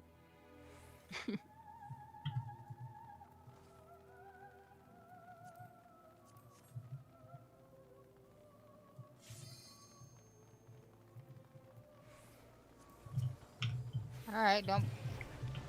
I don't even know why we ready check this. I know, right? It do be the shitpost tower. Okay, where are you going, jerk? I see you. Where are you going? Yep, that's what I thought. Mhm. Ah! Mm. Just noped one of the sages.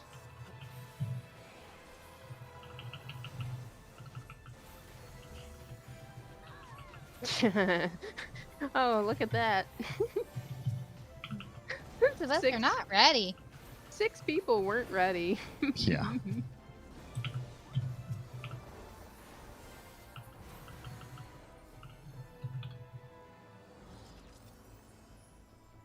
You were not prepared.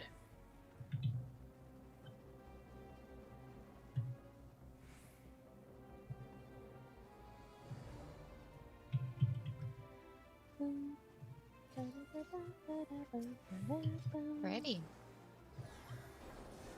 It does look a lot nicer with all the lights now. Mm-hmm. Yep. And oh my gosh, the crystals.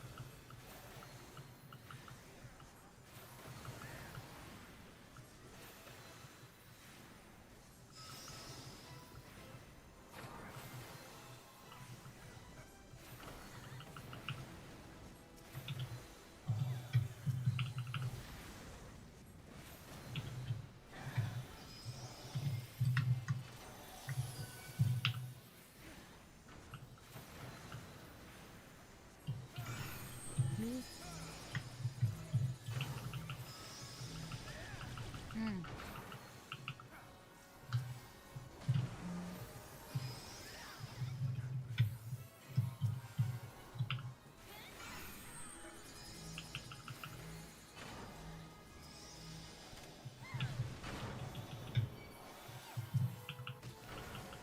Is this? Did they fix glitch with this? Oh shit. Yeah, it just registered where we were. I'm like, wait a minute. Me. You can find me. we about to find out. Mm-hmm. Oh, I see Lady Nico behind me, so. Yeah. Ow. What the hell? I think it is still broken. Maybe. What would be the broken part? There's something going on with the ice not shielding people and causing people to die, Hmm. as we just saw. But I no, don't I just know. wasn't paying attention. Yeah, I didn't see Hmm. anybody die who was behind the ice. Okay. And then I guess it is fixed. I'm then. just dumb.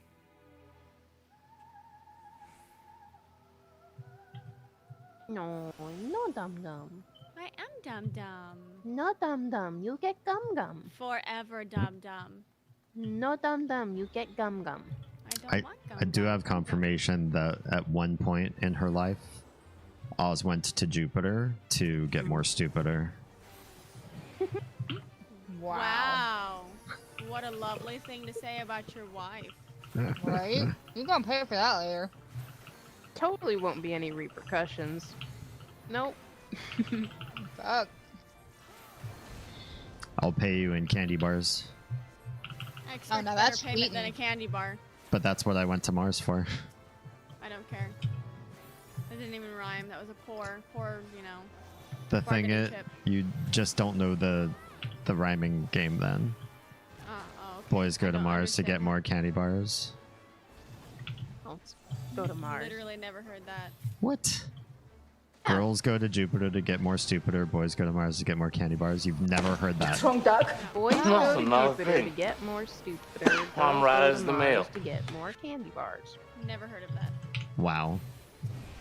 I've occasionally heard the candy bar one, but it was girls go to college to get more knowledge. Boys go to Jupiter to get more stupider. There was one with Venus, but I don't remember what it was. Yeah, I'm like, why do the boys get candy and girls What? get stupid? Because boys and girls don't like each other when they're little, and so all they say is antagonistic things to each other. Wouldn't know. Because boys are taught they're special little beings, and girls are taught you need to be quiet, polite, and don't be educated. Because, yeah, you don't need to be educated. You just need to make babies. Yep. Oh, I don't know. When I was a kid, that rhyme didn't apply to just boys being cool and girls not.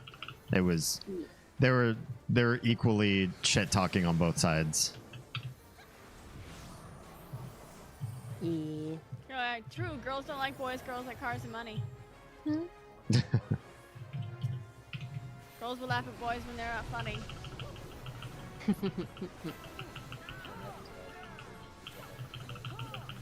I mean, that explains where incels came from, because once girls could start affording their own cars and money, then what did they need a boy around for?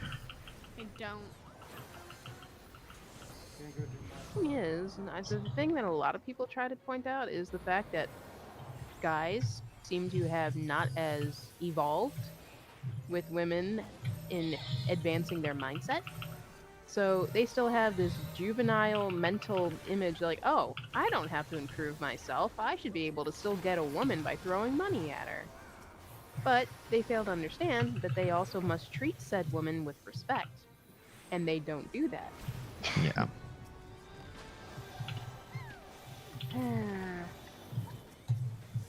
It's like, no, it's not my fault I can't get a woman. We need to take women's ability to have a job and a bank account away from them.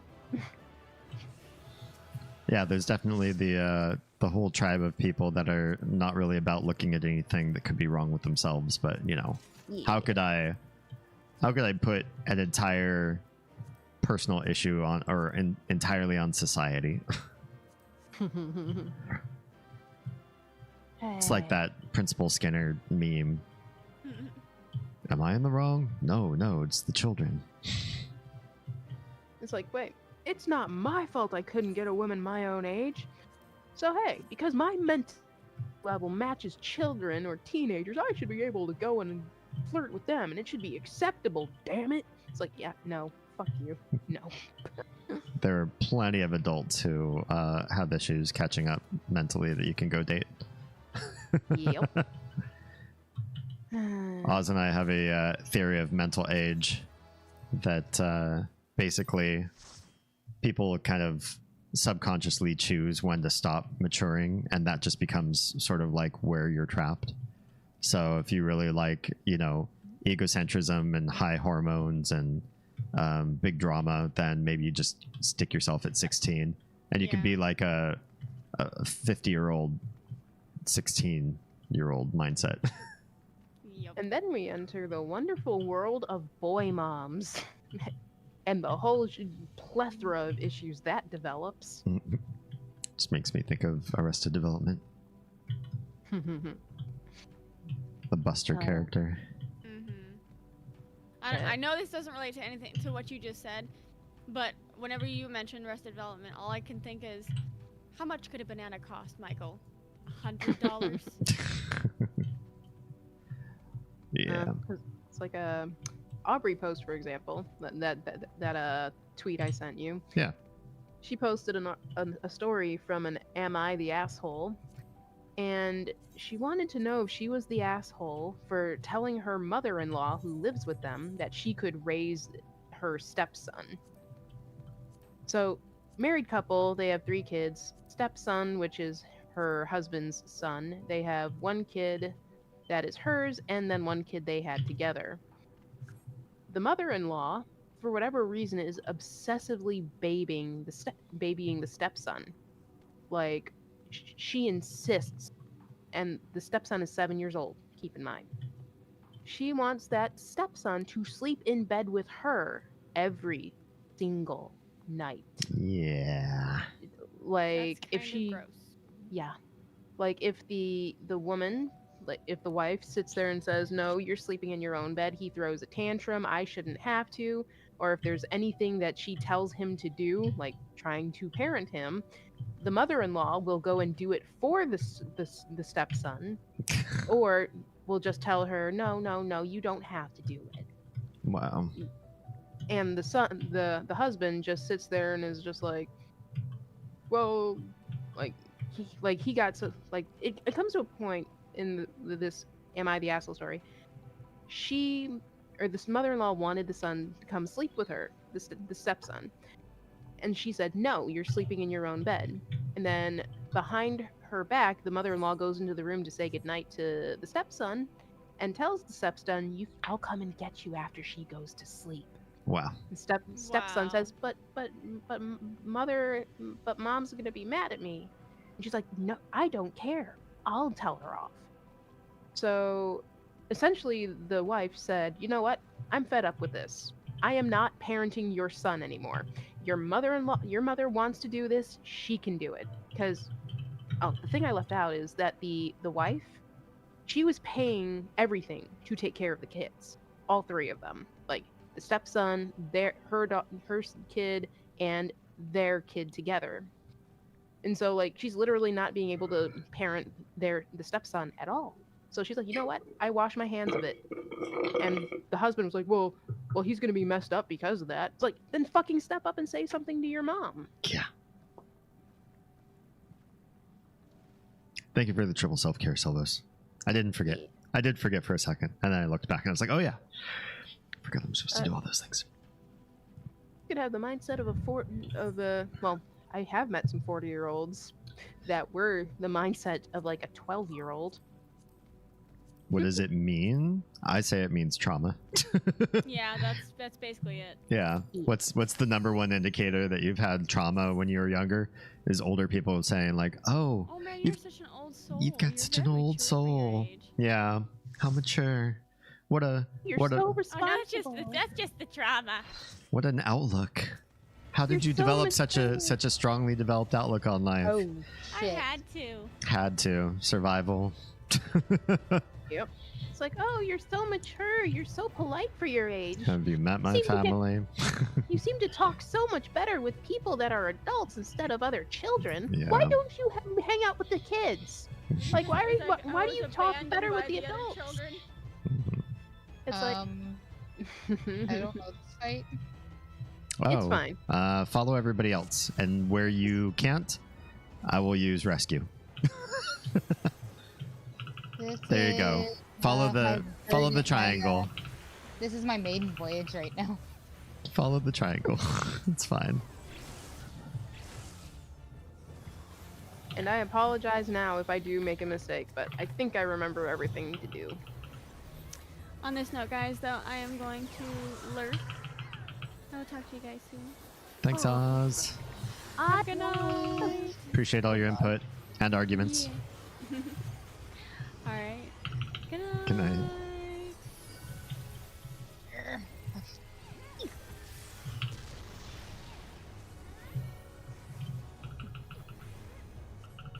People only seem to care about age difference when it's a sizable percentage of the woman's age. 25 and 38? What a creep. 45 and 58? Who gives a crap? They're both ancient. Oh. So did you see? There's definitely some degree of like maturity and power that exists as a disparity between two people, and the older you get, the less power one side is able to accumulate. So I can see it like that.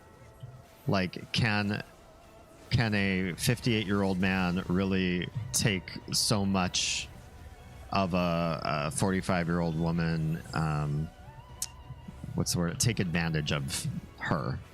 It's probably not nearly as likely that that scenario exists, or exists in quite such a detrimental way. It could still happen, of course, but the disparity isn't as problematic.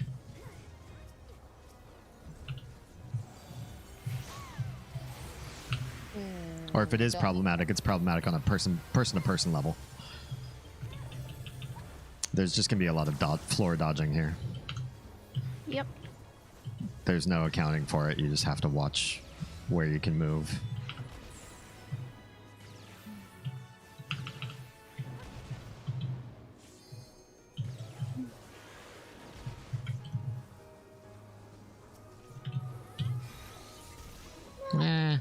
I rescued too late. It's alright. I'll just cure you out of it. It's okay. I had no idea what was going on. Yeah. Yeah. I should have said something. Sorry. I don't like this. That's Pretty much probably people the only are- real big positional. One is don't stand in front of it, and two is when it goes to one of the far corners, you have to hug it. You're gonna love this, Akumu. This is not bad anymore. Ooh. Just don't touch the edges.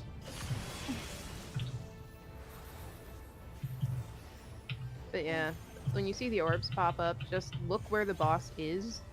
Be prepared to slowly make your way to that corner, because after he does all the lines and circles, it's going to do the huge sweep of the entire arena, and you need to be behind him. No, see, that's what got me. I was more focused on the lines and circles. I didn't realize he moved. Yeah, that's fine.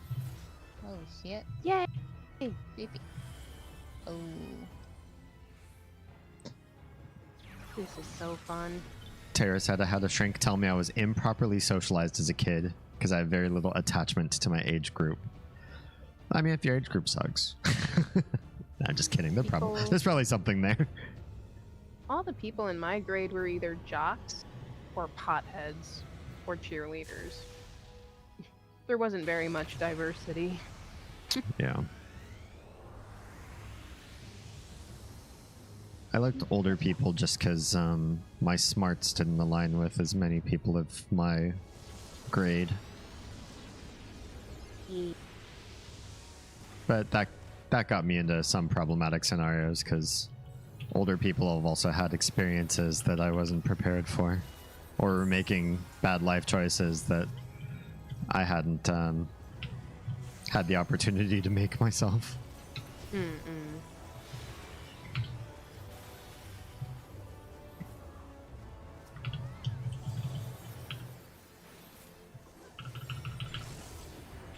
But I figure it just makes me ageless. Sure.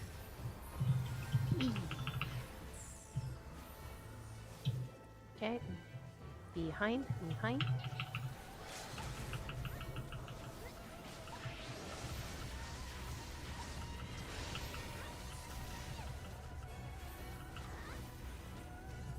Want this fucker to just die. Yeah, I'm kind of surprised that Limit Break didn't do as much as I thought it was gonna do.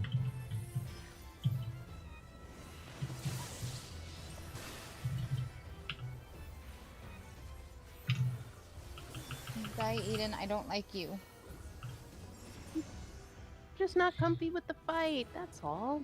You did fine. Yeah, you did great. Bitch. Easy. Like it's a very fun fight once you're comfy and know what to do. Yeah. Yay, my very first Eden raid.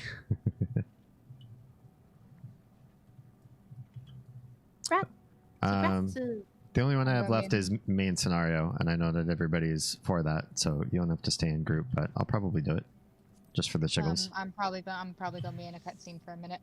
Okay. Oh, right. Back and I'll walk out if I'm not Right. mistaken. You can do that. Damn, everybody left without opening those. Yeah, it's because nobody wants the stuff that's out of there. Okay, I'm not gonna be. Okay. Go ahead, I mean, desynthesis and sell the mats. Can you do that with the... I mean, you have to collect up enough stuff to turn it in for an item, right? That can be annoying for some people, especially if your retainers look like mine. I just garbage collect. Oh my god, both my retainers are full. Mm-hmm. My chocobo saddlebag is full. Mm-hmm. My inventory is almost... Oh, yeah. I'm horrible, too. Some says... Oh, go ahead. You can go ahead and cube. I didn't get pulled into a cutscene like I thought. Oh, okay. You're both game? Yes. Okay. Should be interesting. Right. Some says it's strange to view relationships through that lens, though. E.g., with that kind of thinking, really any man is in this position to overpower a woman. I just mean that, like, yes, there's always the ability for somebody to take over and abuse the other person. It doesn't have to be that the male is the older one. Just that when there's an age disparity, there's often a chance to assert some sort of power or have some sort of societal, monetary, or other form of dominance over the other person. And when you have that power differential between two people, it can create adversarial situation where the person being taken or dominated over doesn't have a way out or a safe haven. And that can be the male is younger. That can be familial relationships, which is one of the #1 reasons why incest is frowned upon. It's really much less a genetic thing as it is like, you know, one person in the relationship has a familial station over the other person. That's where things get really bad. So yeah, not trying to say that anybody can overpower anybody in a relationship. Of course they can, but when people are younger, the disparity between age can matter so much more as far as who's had the chance to get power and how can they use that over the other person, and would they use that power over the other person to make the relationship happen. That seems to happen more in younger relationships than it does in older relationships. Do you need to you know, manipulate a 45-year-old to be in a relationship if you're in your 50s? Probably not as much. But do you need to manipulate like a teenager if you're in your 20s or 30s? You may need to. You may need to, you know, groom and do other insidious things to make that kind of thing work. Strange that this conversation about labels turned into a lot about like what's the word I'm looking for? Abnormal sexualities and relationships and abnormal psychology. I'm here for it though.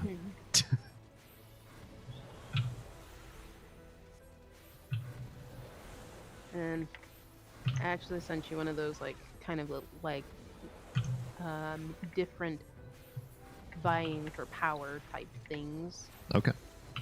Yeah, not quite, but in a different way than most people think about.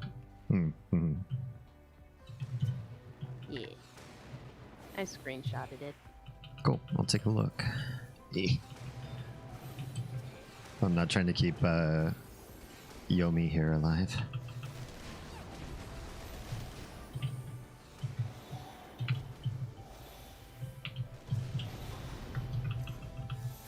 I low-key wish this was cash from.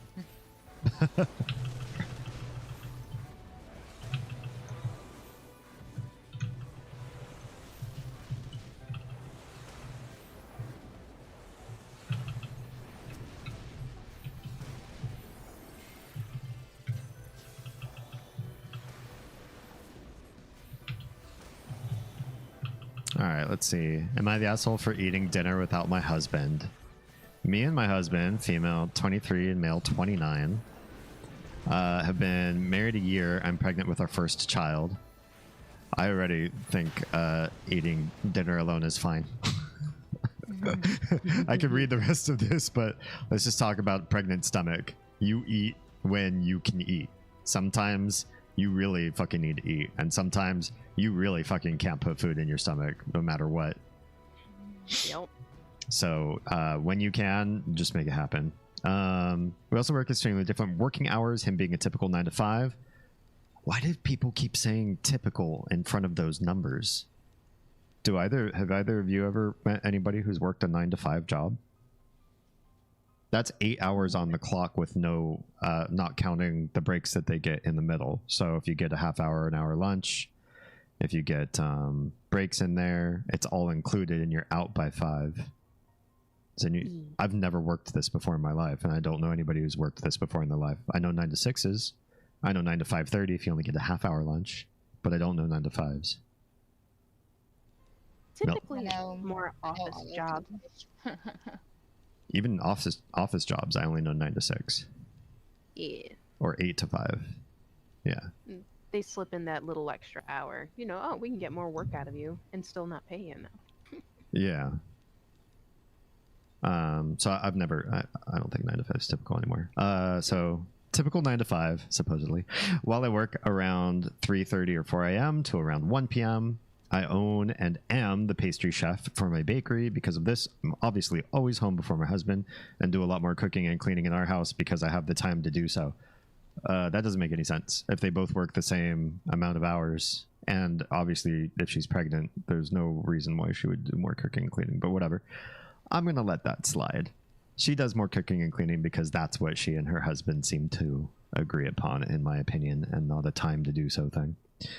That said, sometimes when my husband doesn't leave work until 5:30, and then has a 30-minute commute that's inevitably made longer because after work traffic, he doesn't get home until 6:30 or so. So I usually eat dinner myself and wait around for him. This has become more common since being pregnant and being literally starving every day at 5 p.m. on the dot. Makes sense to me. Mm-hmm. Well, my husband asked me to stop doing this and asked me to just wait for him so we could have dinner together. I told him I did not want to wait until 6:30 to eat. So if he could make it a point to leave work on time, then yes, he swore he would. Well, problem solved. So you think. Except there's 3 more paragraphs to this. Well, he did not. I waited for him a few times, but I was so annoyed that I was literally having to wait on him all the time that I told him I was not doing it anymore, that I was eating at 5:30, and it was up to him to be sitting with me. I can't read the red text, but I think that's commentary anyway, right? Yeah, it's just stating, like, it's not her views or opinions, it's just the thing that she's posting. Fair. Oh, yeah, same as like the previous one. Got it. Yeah. Was pleasantly surprised when the next day he was home at 5:30. I waited for him to change and sit with me. Well, then suddenly he had to do everything around the house before sitting down. Well, that's his problem. It was so obvious he was just doing it to be petty, but I said fine, took my dinner to the couch and ate there. Nice. He was so pissed. He's literally so adamant on eating dinner together, and I don't even fucking know why. It's a good question. Control. I mean, the why might be something that you should like actually ask and not just well, and see what he says. If it is control, he's not going to say it's control. He's going to, you know, make something else up because control sounds bad. He'll figure he'll figure some other answer out, but I'd still be curious to know, you know, when confronted, what would somebody like that say? Let's see. If This it could was my be- mom, she would be saying something like, well, it's just polite. You should wait for me. Because, you know, like, I'm important to you. You should be waiting to eat for me. It's rude if you don't wait. Sure.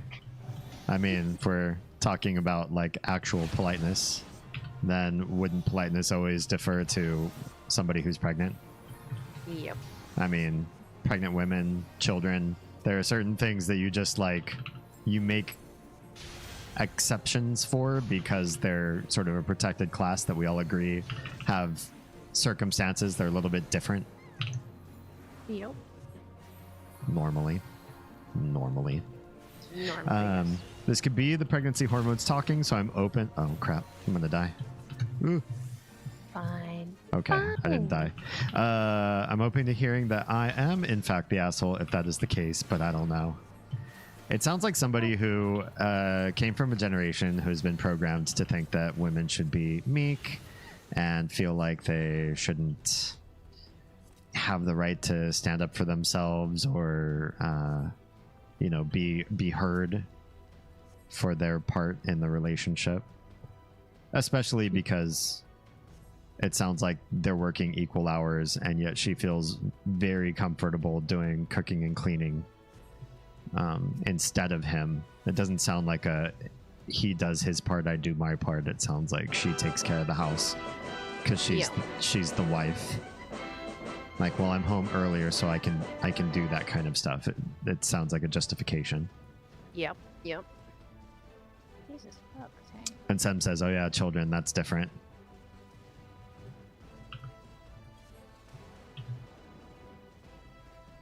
But yeah, so I know of a circumstance where I know a couple that are trying to do a thing. I think they're about to not do it anymore.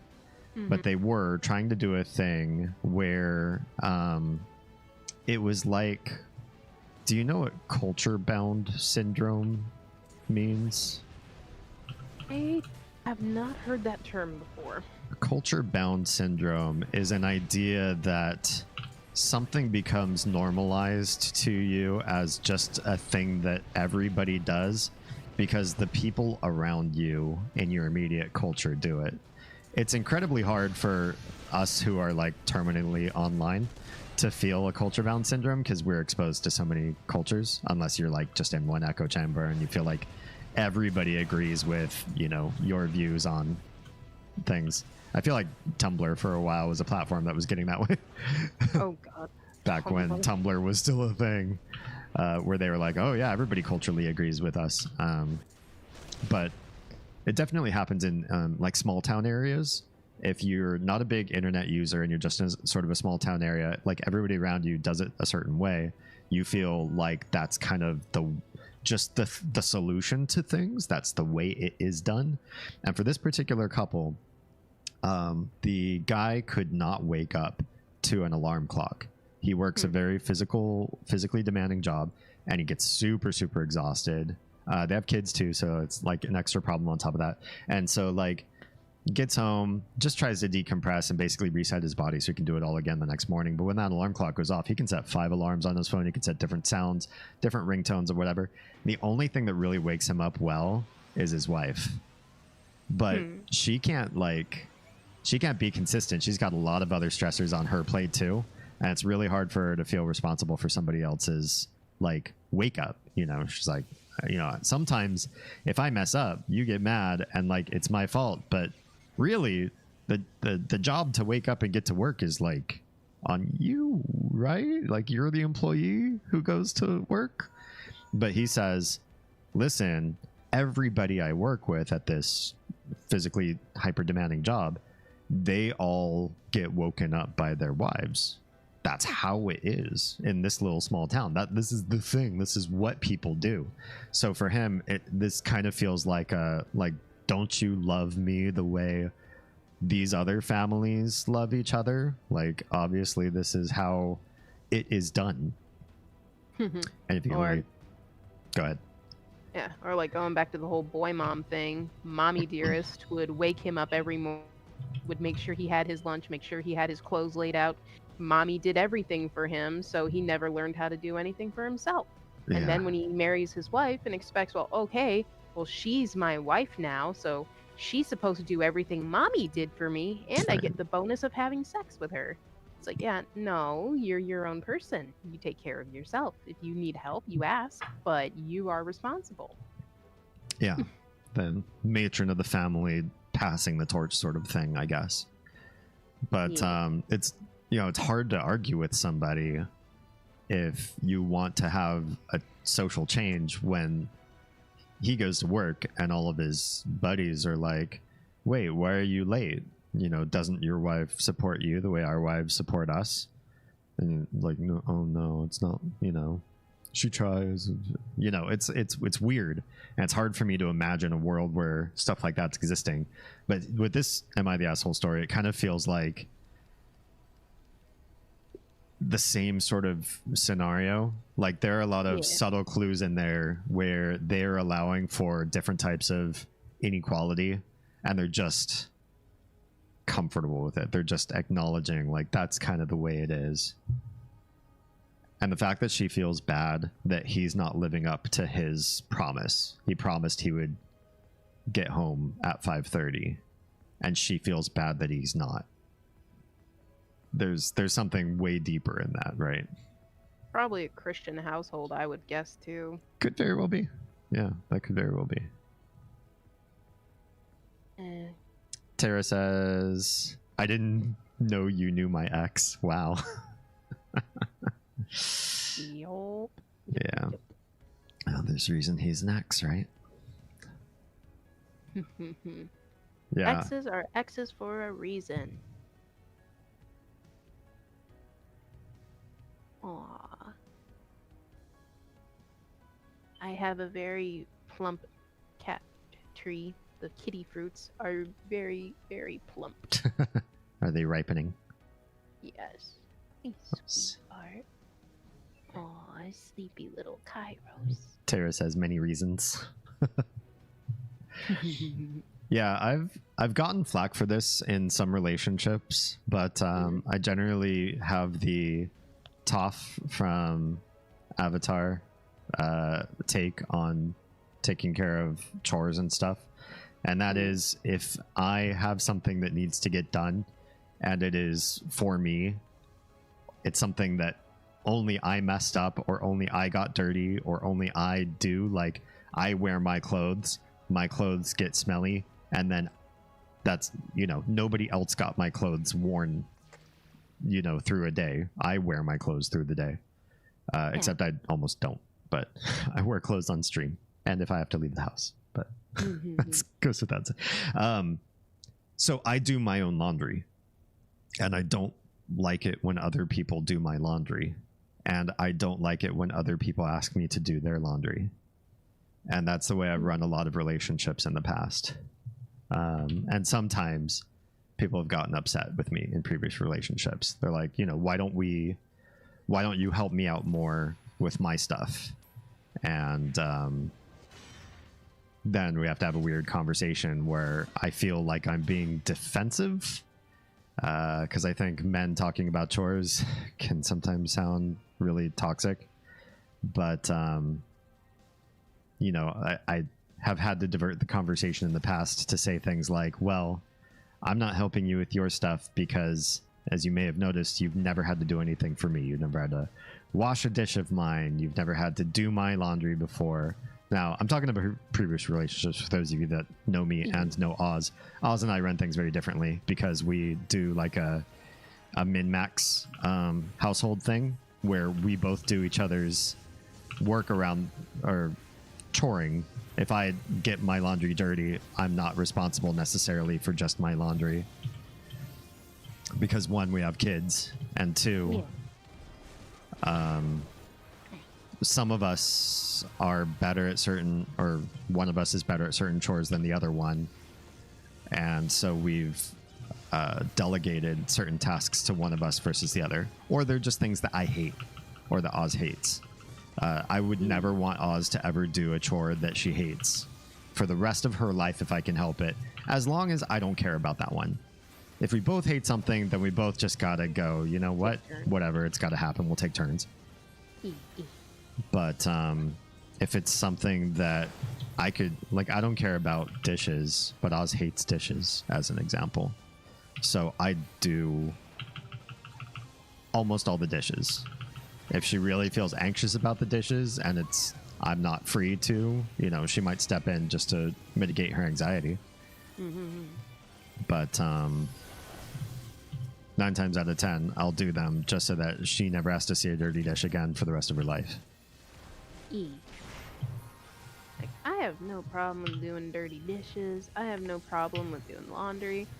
Like, I generally am used to doing everything myself. So I have a very hard time asking for help. Like, I think you've nailed it on the head for me. Yeah. Yeah. It's like, I've been sick with COVID for the last week. And it's like, well, oh, the dog crap piled up in the yard. And I haven't cut the grass in like almost 3 weeks now because, well, it was kind of raining heavily the first week. Second week was busy with some other things. Cut the front yard. Didn't make it to the back. And then this last week I had COVID. And it's like, I'm not doing that shit when I'm sick. Yeah. So it's like, I hate asking for help, but I said to my boyfriend, I'm like, well, hey, do you think you can help me pick up the dog poop so that I can cut the grass this weekend? Right.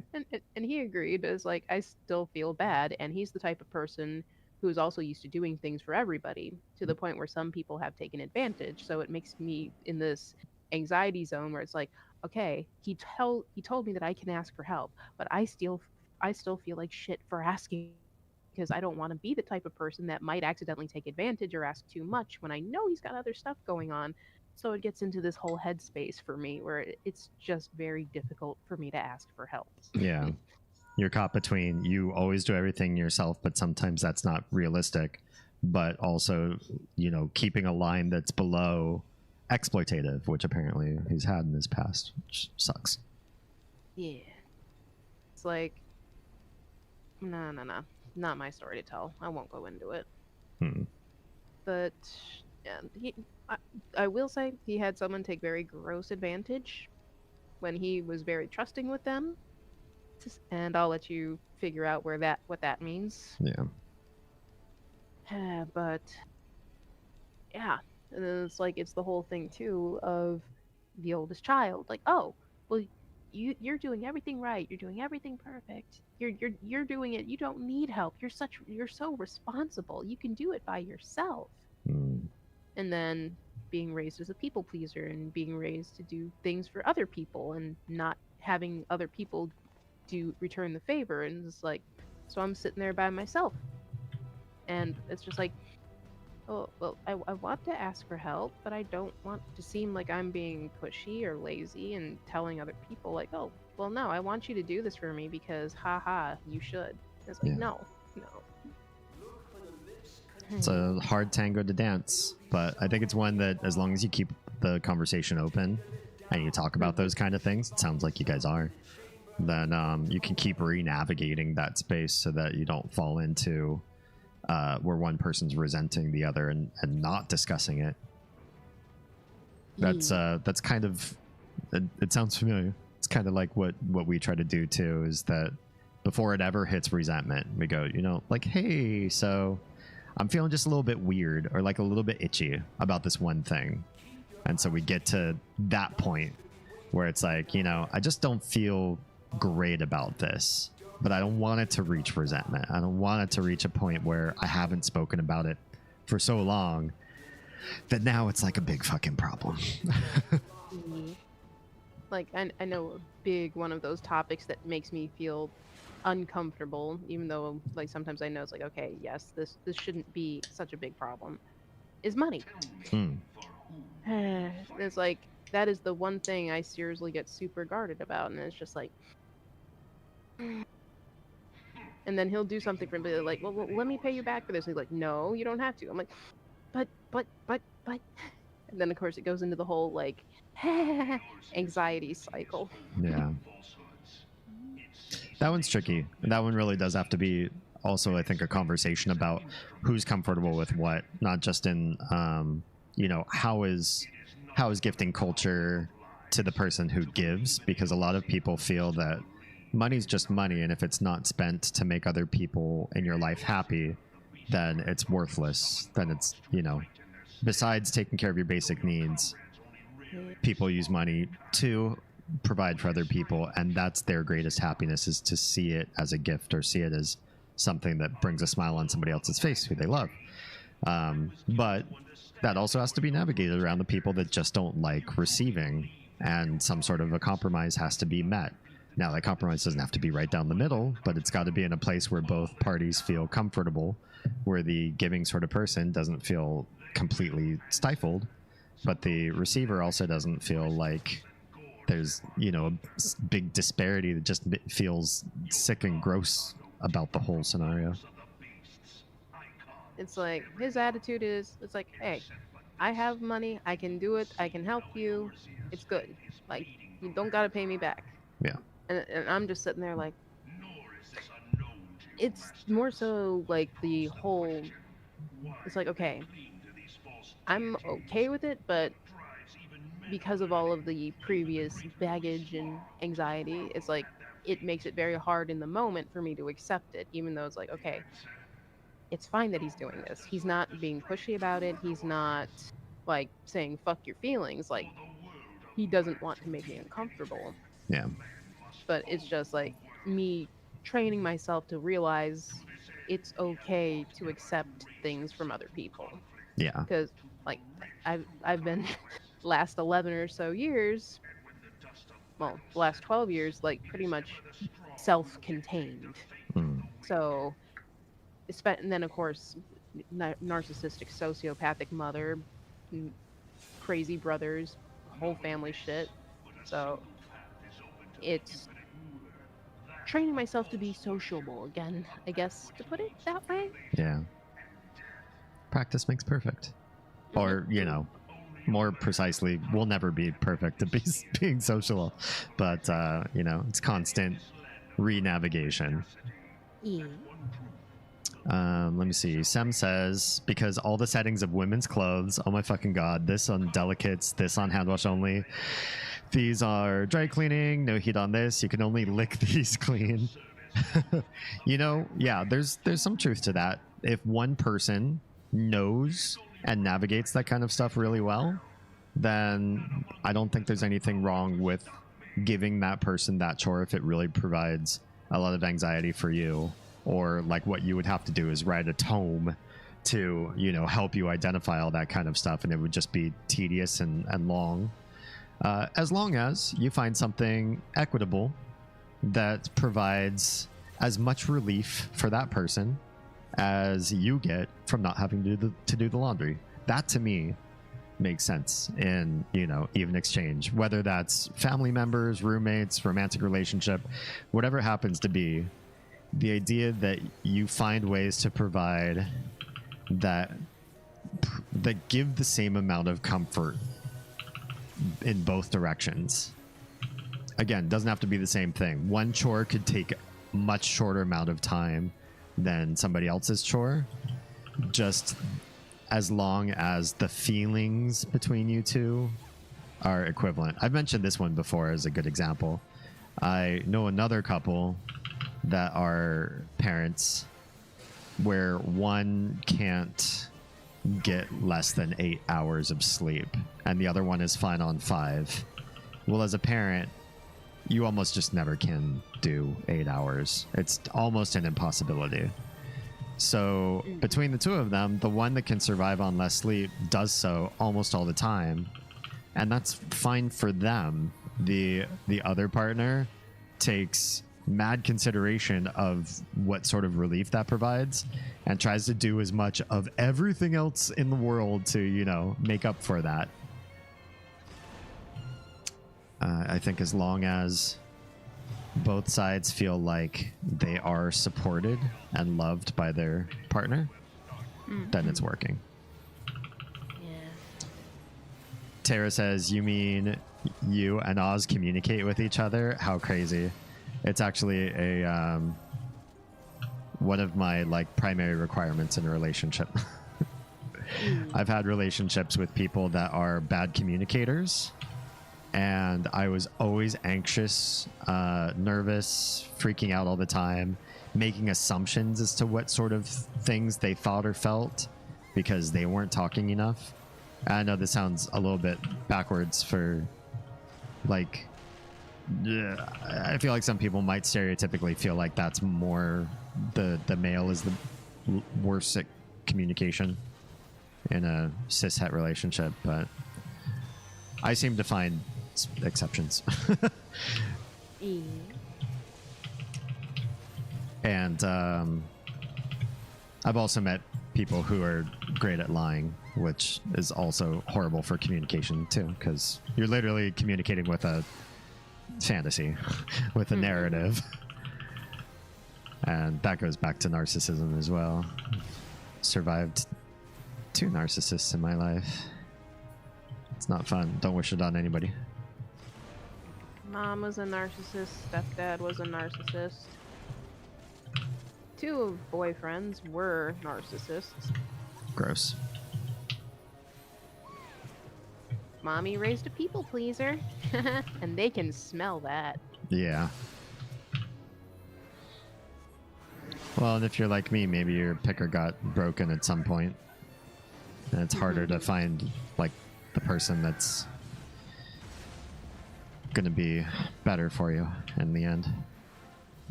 Yeah. Mommy not letting you decide or make decisions, or you make a decision and then they make you feel horrible for making said decision because it wasn't the one they wanted you to make, even though it was right. Yeah. And yeah, it sounds very much like your ex had a boy mom, and for Tara. Yeah. Pick up dirty dishes, make sure they're all clean, make sure the cats didn't barf on his dirty clothes he threw in a pile on the floor instead of in the hamper. Wow. Yeah. Boy mom.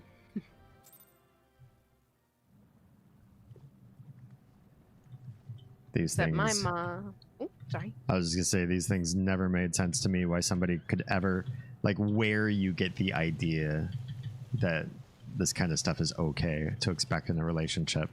Where do you learn this? How do you get programmed like this? You're finally safe from Shia LaBeouf. Boy moms, usually in abusive or neglectful relationships themselves or some other trauma that they never dealt with, then decide to use their sons as emotional sponges to soothe themselves and make themselves feel better, which then inflicts a whole host of issues and problems on the son, who then becomes used to mommy pampering and being their one and only, which then leads to them being unable to or having very unhealthy relationships with other women, because mommy dearest is always inserting herself into the relationship, or because of how mom raised him, he decided, well, this is how my mom told me, this is what a real woman will do if they love me, so I should expect every woman is going to literally wipe my own ass with a smile on her face because that means she loves me. Right.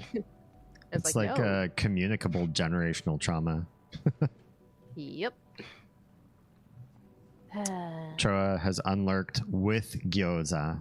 Well, Rush hasn't gotten here, so if you want to give us all the gyoza that you would have normally given the snack god, I think we'd all be agreeable to that. Gyoza? Do you have yuzu ponzu sauce? That sounds amazing. I love yuzu. So tasty. Troa says, gyoza for all. Yeah. Thank you. Troa 2024. We'll elect you in November. He says, yes, I make sauce.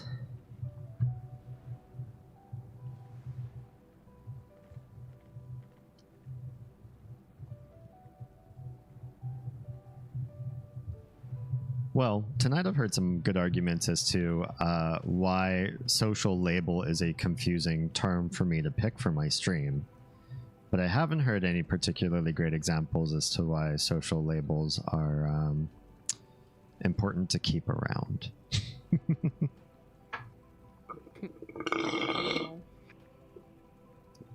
Tara says, because I left the glass there and I didn't keep the cats from messing up his stuff. Oh, you left his half-empty glass of tea on the table? Yeah. I see.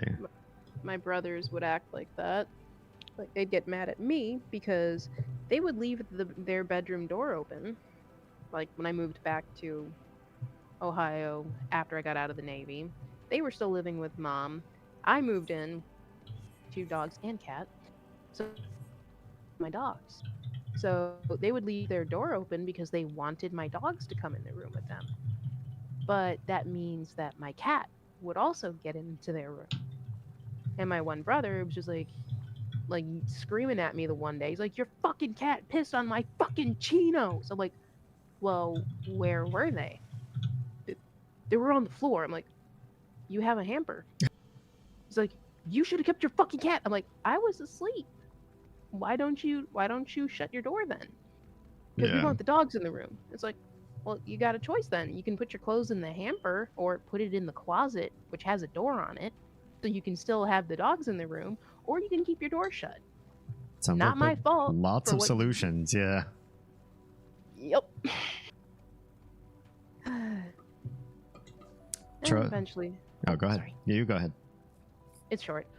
Eventually, they actually screwed up my Pomeranian's housebreaking, because they would, like, the term I would use to get her to go outside would be like, let's go outside. And they would do that to get her out of the room. So then she would start having accidents at the top of the stairs. Makes sense. Were my fault. Of because course. It's like, well, you told her you were going outside. Why didn't you take her? Yeah. Fun Bad stuff.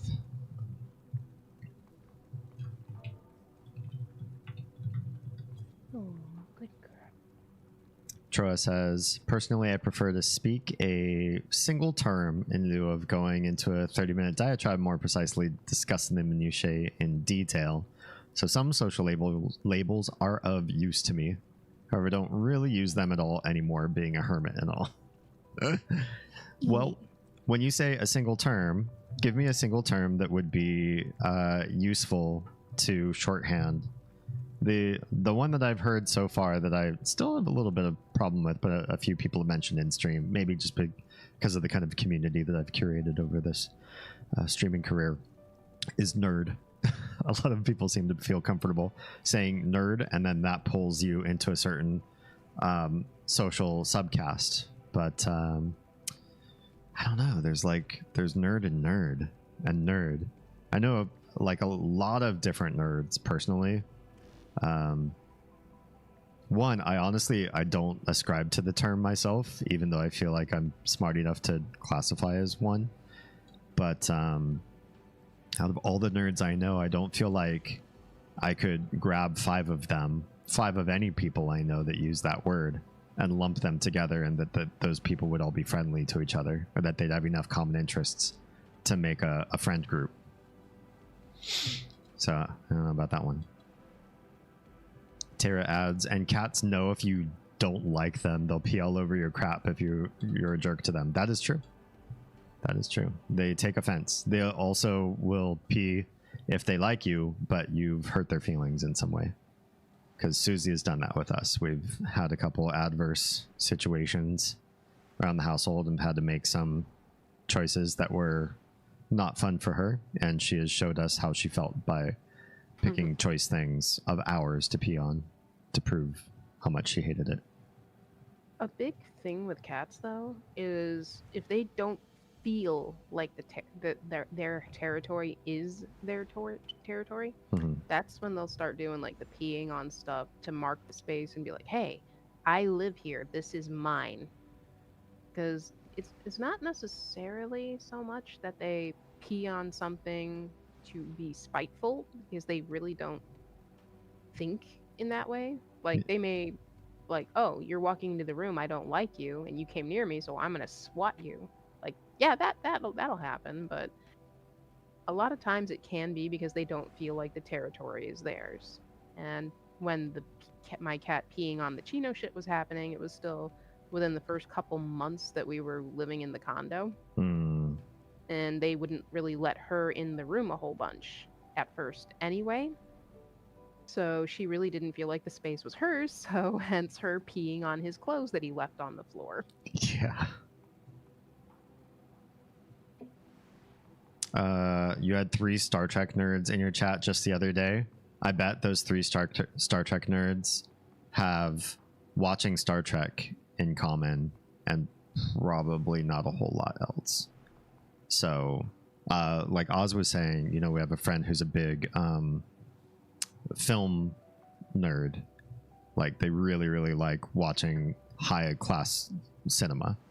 And if you want to do that with them, they're game.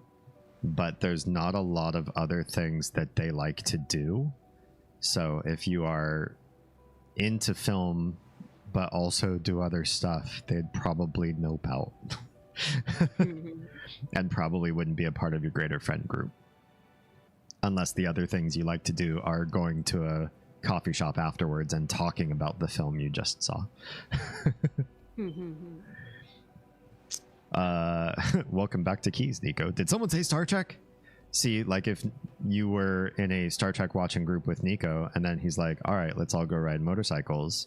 How many people in chat that were talking about Star Trek the other day would be up for going on a motorcycle ride with him? I would be down. I just don't have a license. I had a permit, a learner's permit that I never finished because I'm like, yeah, probably not safe for me to have the motorcycle since I don't trust the other people on the road. But hey, I would go. I don't blame you about the lack of trust, although I tend to feel safer on a motorcycle around distrustful drivers than I do in a car. Namely because I have higher maneuverability, so my chances of getting hit, hurt, bopped around, or whatever are higher in a 4-wheel vehicle that is less agile.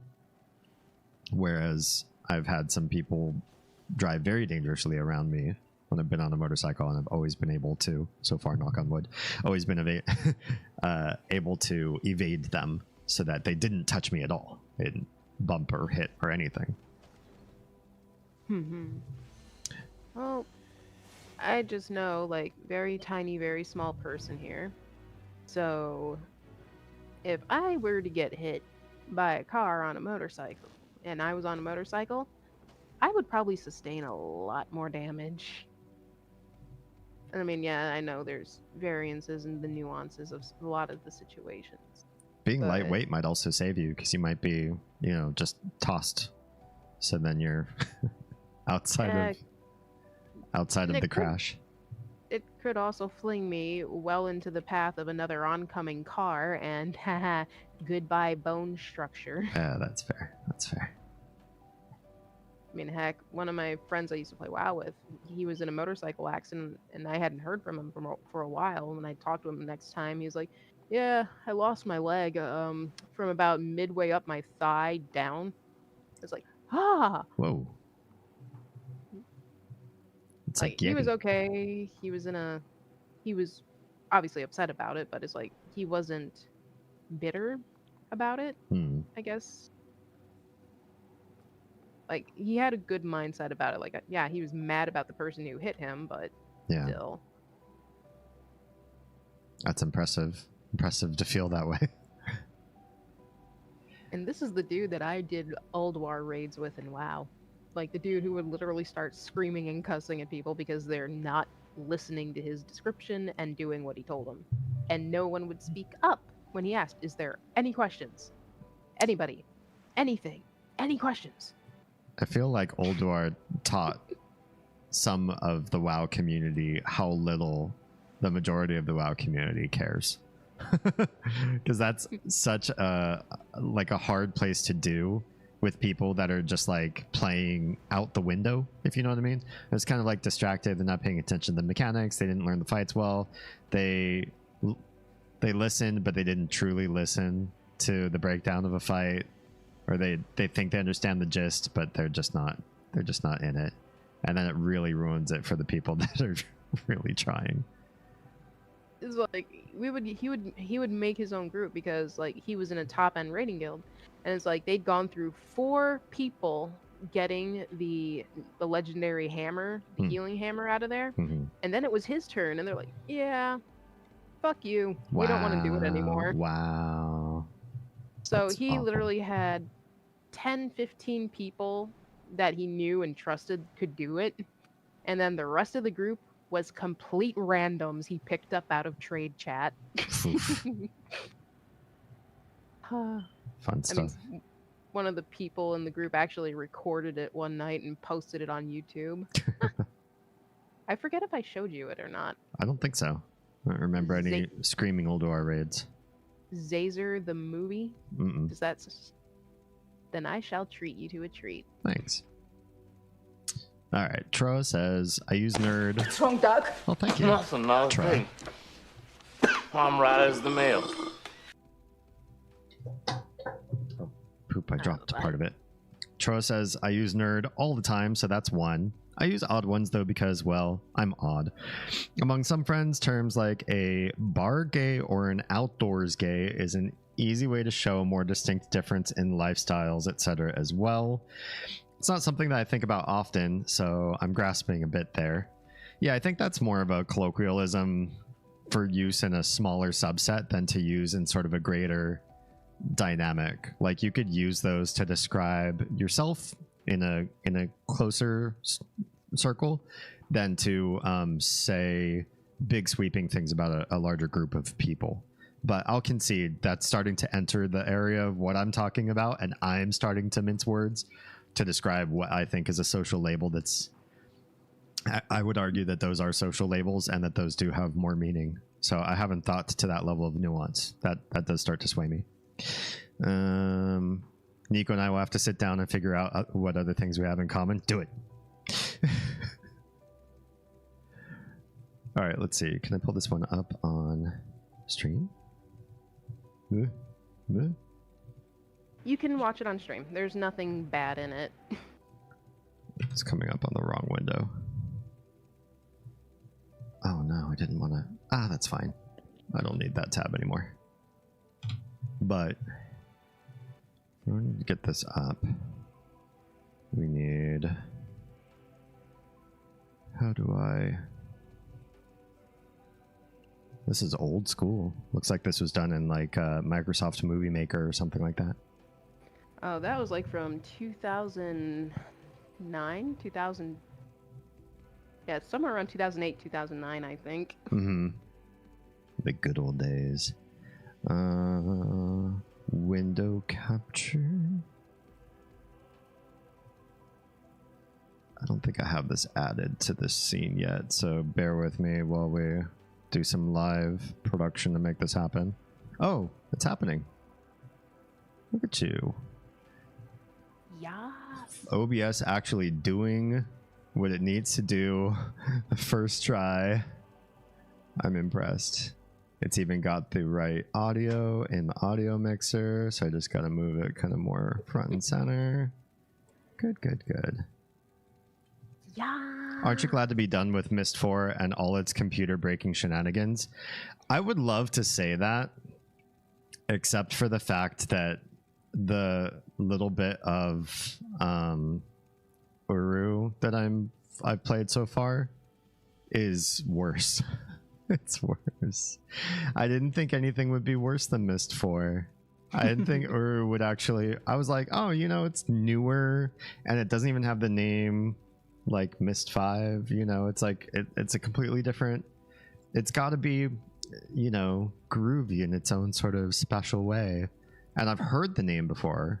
I've heard Myst, and I've heard of Uru as somebody who had never played this franchise before, so I figured, like, you know, people have got to know it, love it, have nostalgia for it or whatever. Seems like a lot of people have nostalgia, but it's anti-nostalgia. It's this feeling of like, oh god, yeah, I remember that game. I didn't know what the hell I was doing, or spent hours, blah blah blah. I'm not. I don't feel like I've moved on to a better place than Myst 4 necessarily.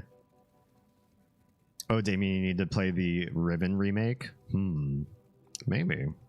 There's so many other things that I have to play before the end of 2024. It's getting harder and harder to shoehorn everything in and make it happen, especially because we are getting more and more chatty, which I love. Don't stop that part. Don't stop that part. But it does mean that the things that are on the schedule for like what games to stream in the course of this year are it gets protracted. It does. It does.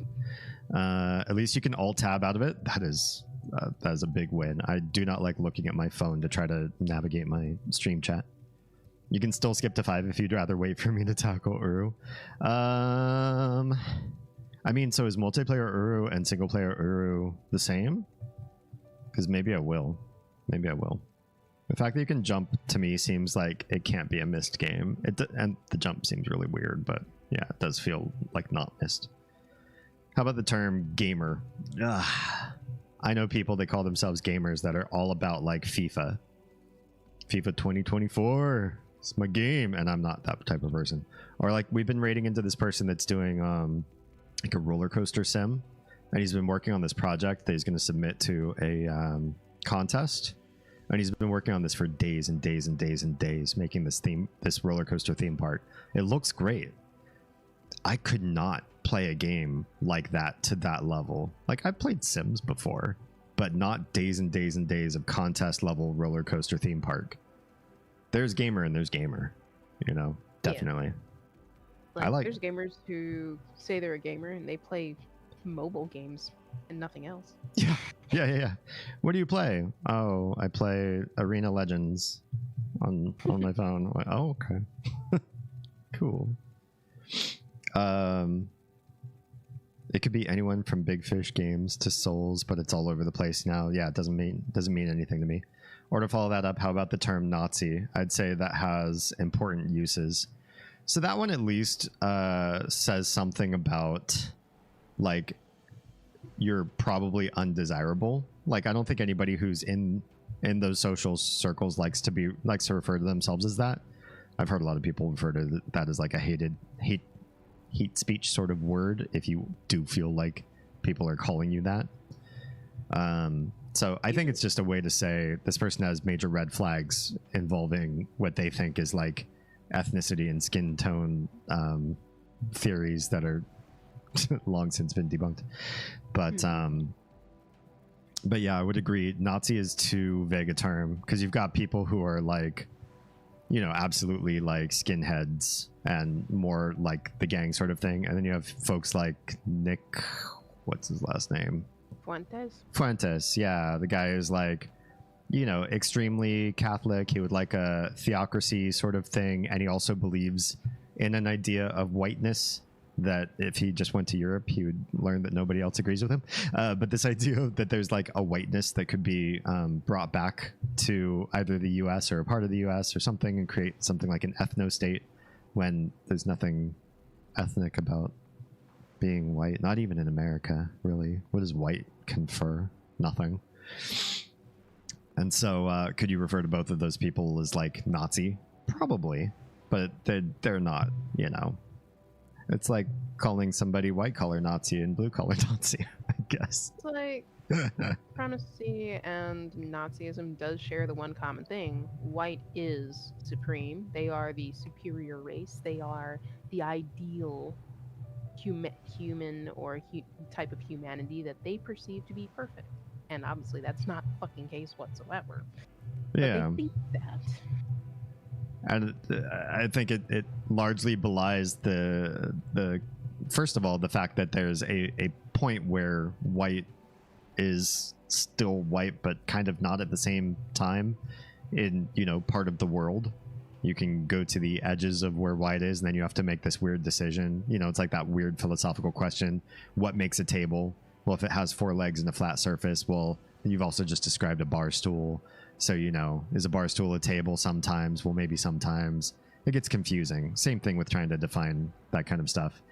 And then, you know, is there like an endemic white experience? You know, ask Ireland and Northern Ireland. You could get into a fight where your sons are, you know, killing somebody else's sons because your son's name is Sean and their son's name is Sean, but yours is spelled S-E-A-N and theirs is spelled S-H-A-W-N. That could be enough to start a feud. And, you know, you both have a lot of the same genome. Is it Sean or is it Scene? Yeah. Tara says it looks like it's 95% the same content, a bit added / extra for multiplayer, but not a crap ton. Okay, maybe I will hold off until you're ready then, so we can do that together. Because I have a feeling like misery loves company. Like maybe Uro would be a lot more fun if we sharing the horrible experience with somebody else. And it's just added content, not different content. Got it. Tara says, precisely, it's a social label that can be used to designate an unsafe person for a broad range of people. Yeah, but so can unsafe. I like the word unsafe because it's not really a label. It's just an actual adjective descriptor. And I can use that for an even wider range of people. And throw all sorts of people under the bus with unsafe. I know lots of unsafe people these days. That's not a term I feel benefits from more specificity. That just opens the door for speculation. Which one? Nazi? What's the blue square on the stream? Let's find out.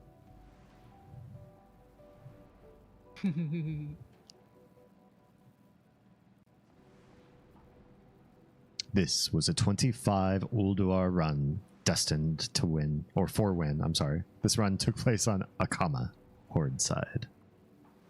No homo, I like dog, Old you Nick. know. I accept everyone. Loud. Ooh, I Is it like a black? Is it like a black tick or a white tick? Because I don't want to be stuck in no black. He's a ventrilo. Yep. It was. Hey, on a harder note, nobody was under 3k deeps. Okay, but can you describe like why people with a 5.9k gear score do like fucking 3k DPS? I don't know. Maybe no one was under 5k DPS. Last week they were doing 2k deeps with that gear score. I see Kimmik, who just got beat by the fucking tank. Like, what are you doing? Do you fucking just... The guy is talking and said Kimmik. That's asshole, bro. Finger that asshole, you know what we do. Boy's choking.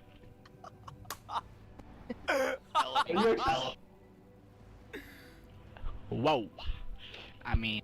You know, I have a bet. Why don't we just all go be like our fucking guild trooper thingy here that makes me pug all this shit and just AFK and dollar on our pretty mounts?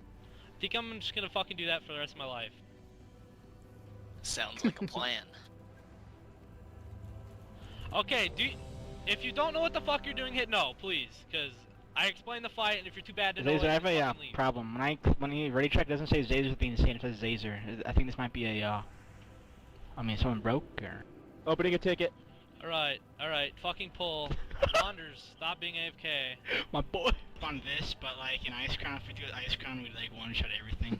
That kind of. Ice Crown is easy. Ice Crown's for fucking bads.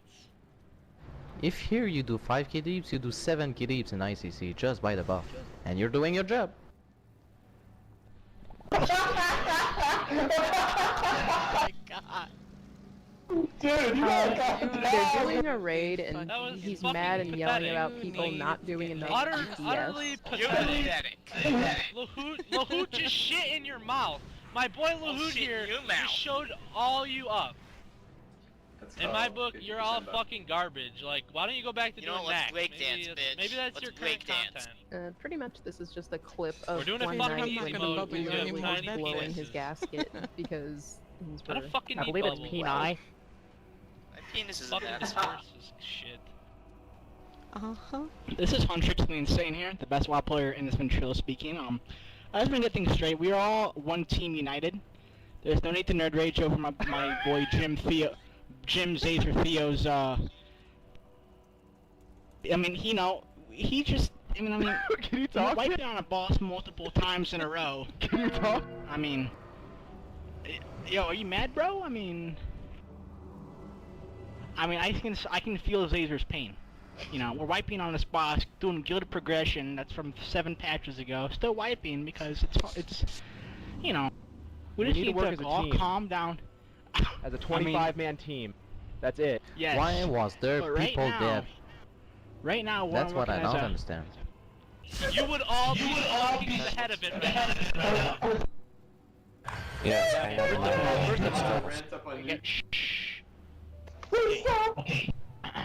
Fucking kid I've ever met in my entire life. Like, you know the big fucking skull sure? that I put on targets?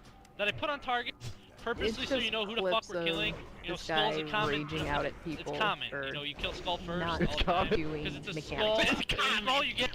It's bad. Like a skeleton. Skeletons are bad. You want to Like kill them. Bulbasaur. Big fucking It's skull. common. You're on the wrong thing, is what I'm trying to say, you idiot. Hey, idiot, Get on me. skull. Dan Guild chat, you are the worst player I've ever seen. The kid's like, well, you can call me worse, but I call myself a raider. And I said, well, I call you the worst raider to ever play this fucking game. Like, it just doesn't fucking compute. Yeah. Like, we have It's just fucking him 5 raging Shadow out Priests in a while raid, doing this 4 raid of them because are in the people top 5 don't and he's a say 13. that they don't What are you understand doing? and all of that. Hey guys, seriously. Yeah, my grandma's in the bathroom and there's no toilet paper, so I have to go buy some. Right arm! What the fuck is hard about that? Yeah, but these are the people that I raided Old War with. Read the fucking name, you illiterate motherfuckers. It says right arm. Right arm. That Your sounds pretty left frustrating. if you're fucking illiterate. Oh no, look at he's just gonna pick you up and throw you. He's just gonna pick you up and fucking eat your faces off. Like this was like a wild night, but this was not the worst that he raged out. Wiping on normal color guard. Wow. Yeah, I don't miss the days of having just awful experiences in large scale raids. That was a WoW raid. Yeah, I've had some bad times in Final Fantasy, and they've never been like that. It's always just been like, well, you know, I'm frustrated, I'm getting tired, I'm gonna go, and everybody's like, yeah, I'm gonna go, but never. I mean, also, I've never really played with anybody that like wildly discounts what they're hearing, or you know, sees the marks on the field and just completely ignores or abandons them. It's one thing to kind of forget or like misstep. It's another thing to just be like a fool at high level content. Oh yeah. Blast from the past though. It reminds me of my rating days. Let's see. Catch up on chat here.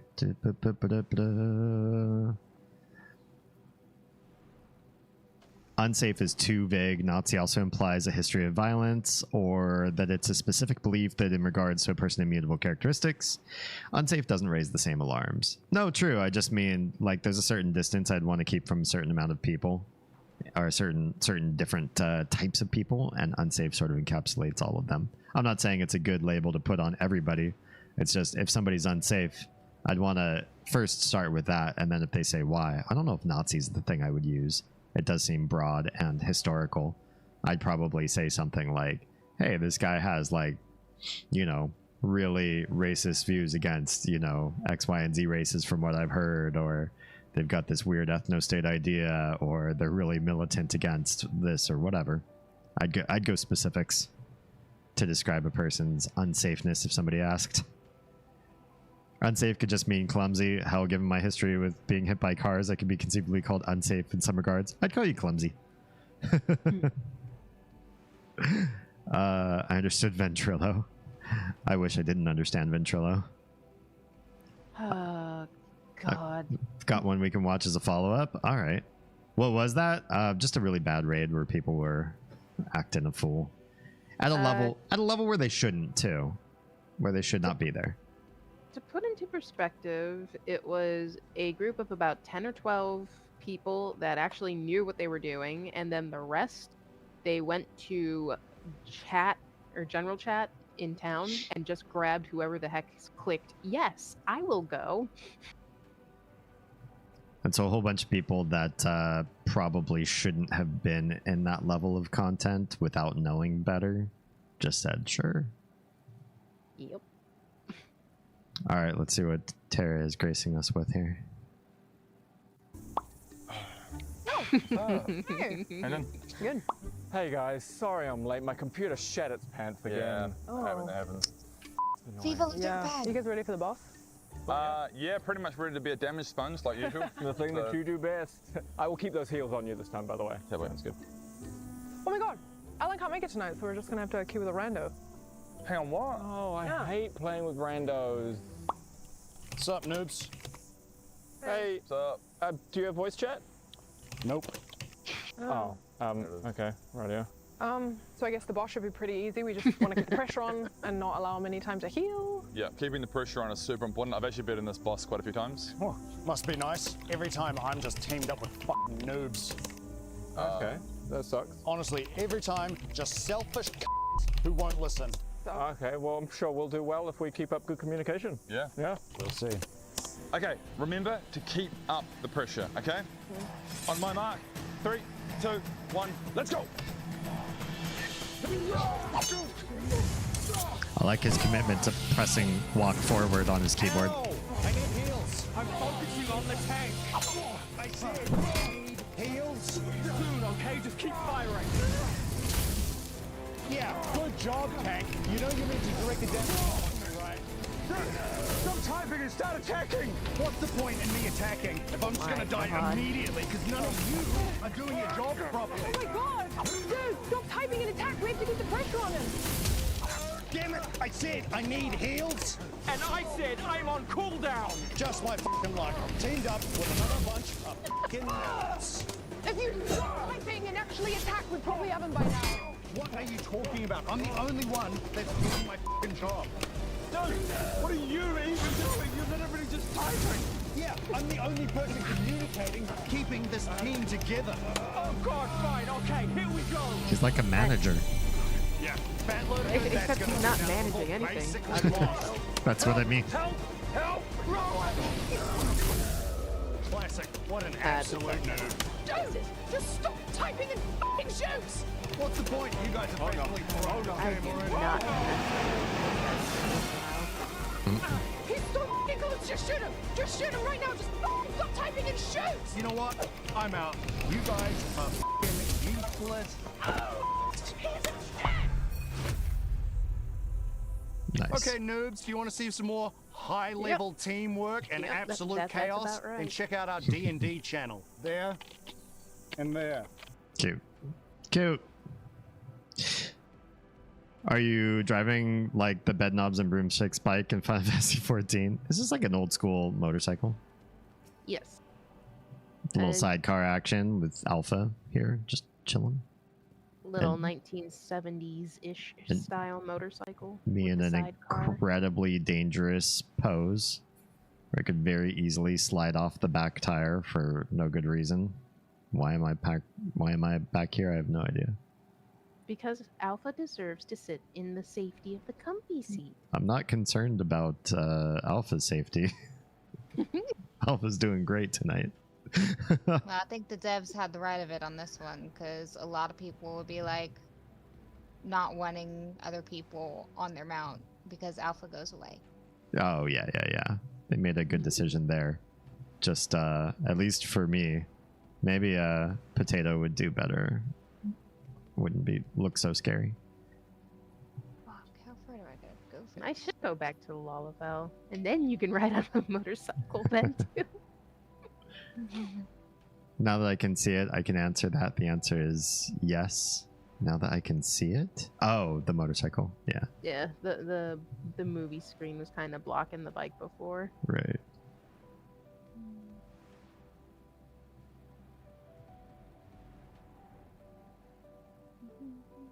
I have no idea what we're doing. I'm just flying circles. Yeah, I don't either. The only things I have left are frontline guild hests, which I'm like, eh.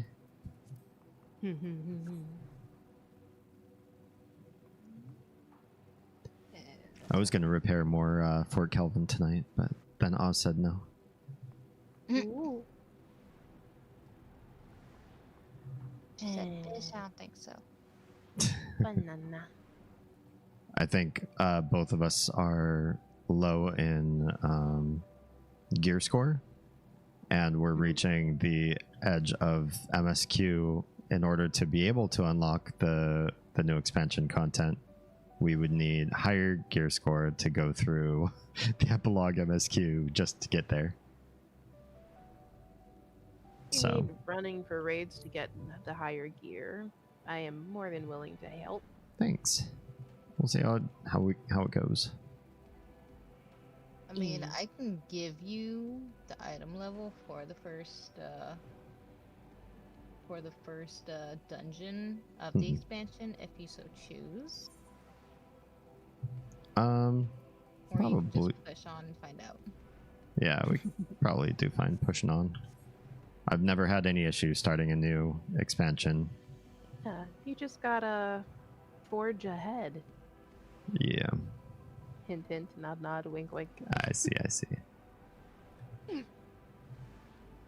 But it's also been a long time that we haven't played, and that's rare because basically we sprinted through.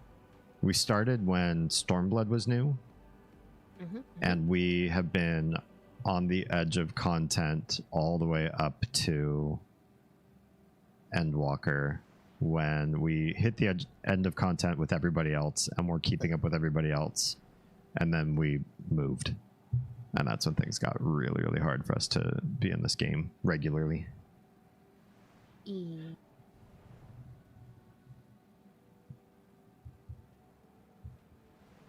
I need to harass boyfriend to get back in game. Mm-hmm. So I think he was around Stormblood or somewhere too.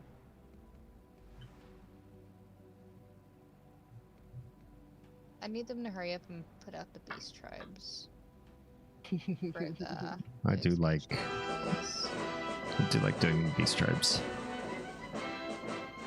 I just want my crafters and gatherers back at max. Yeah. Is that so wrong? I mean, only my gatherers were all maxed, but I at least had carpenter maxed. Nice. You were a good bean. You did the thing. Yeah. I was trying. That is the only way I like to level up my crafters. I don't like to do it outside of beast tribe work. I will say this. If you just do decent pieces a year, you can easily make 20 or 30k per pop for some of the mats. Nice. I'm sitting on quite a few mil that I don't know what I'd use for, so I'm not in a rush to earn money. Yeah. But it's good to know. I recently, with Nico's help, put in a bid for a medium house. Nice. Oh shit, I forgot to turn off the oven. Be right back. Uh-oh. Yeah. No burning the house down tonight. I don't have a great feeling about it. But Nico encouraged me and said, well, you won't know unless you try. And it's like, true. This is But true. There's 57 people bidding on it now. Oh my gosh. Well. It's Nico's personal house. Oh, I see. Yeah. Yeah. Like, for Mist, my ideal slots are plot 29 and plot 30. So the medium that's all the way on top of the hill, all the way in the back. Mm-hmm. And then Nico's house. I don't really care about Gridania that much. Mm-hmm. Don't really care about Ul'dah, but if I had to pick the medium house that's down in the dead center by the little water pagoda and all that stuff in the middle. Yeah. Plot 49. I think I know what you're talking about. It's probably the best out of any property there. That would be my top pick there. And then Shirogane, plot 8, 38, or plot 28/58. We've got a lot to choose from, but you got a lot of competition. Oh, yes.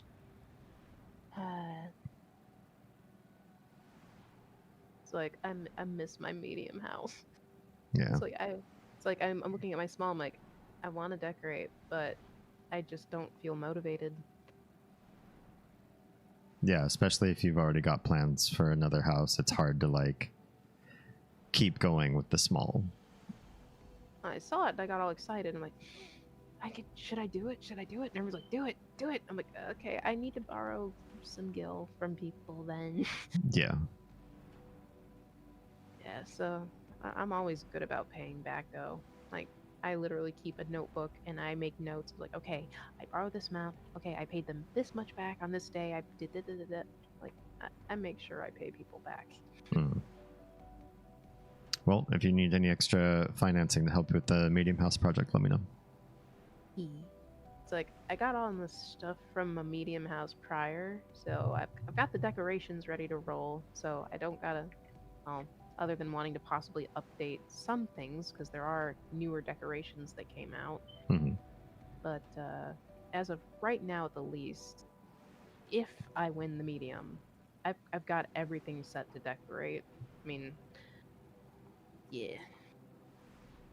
Like I said, there's like 50 something, 60 people bidding on it. I don't think I'm gonna win. Yeah. Well, you get a little bit of market research in, at least. You have more of an idea of what you're up against. Yeah.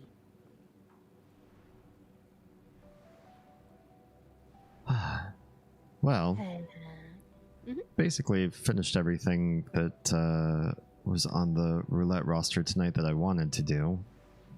I don't think I'm going to pop back into Enshrouded to do any work on Kelvin tonight. I'm feeling it. I might end stream just a skosh early, but I appreciate everybody's inputs and insights on tonight's topic.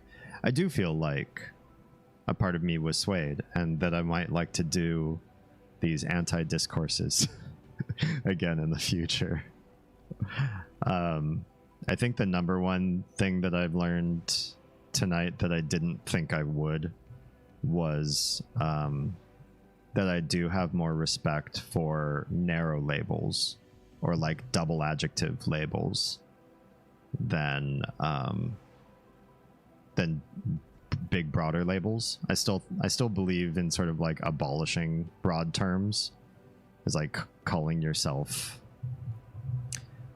white or straight or white collar doesn't really give a lot of insight as to what sort of person you are in any sort of way, or even Trekkie doesn't really say a lot about you as a person.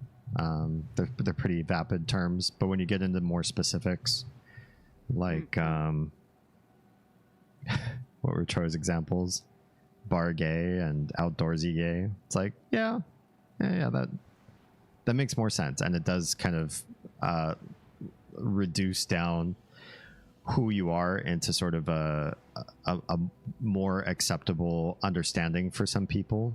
And then from there, they can learn more about you on a one-on-one basis later on, which is more of where I like to be with people, where I think I go with my abolitionist commentary, is that we should all just take the time to get to know each other better, and especially know each other in adversity, because fair weather friends don't really teach you a whole lot.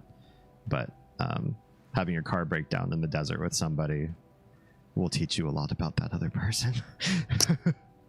True. You could always tinker on your house in Minecraft. If I start on that now, in 20 minutes time, I'm not gonna feel accomplished. It is a theory, but yeah, I think I'll just kill stream a little bit earlier tonight. Maybe what I'll do is I'll make up the 20 minutes tomorrow. Make sure to get some good sleep. Take care of it then. All the eeps. Yeah. Lady Nico, thank you for your insights and commentary as well. No problem.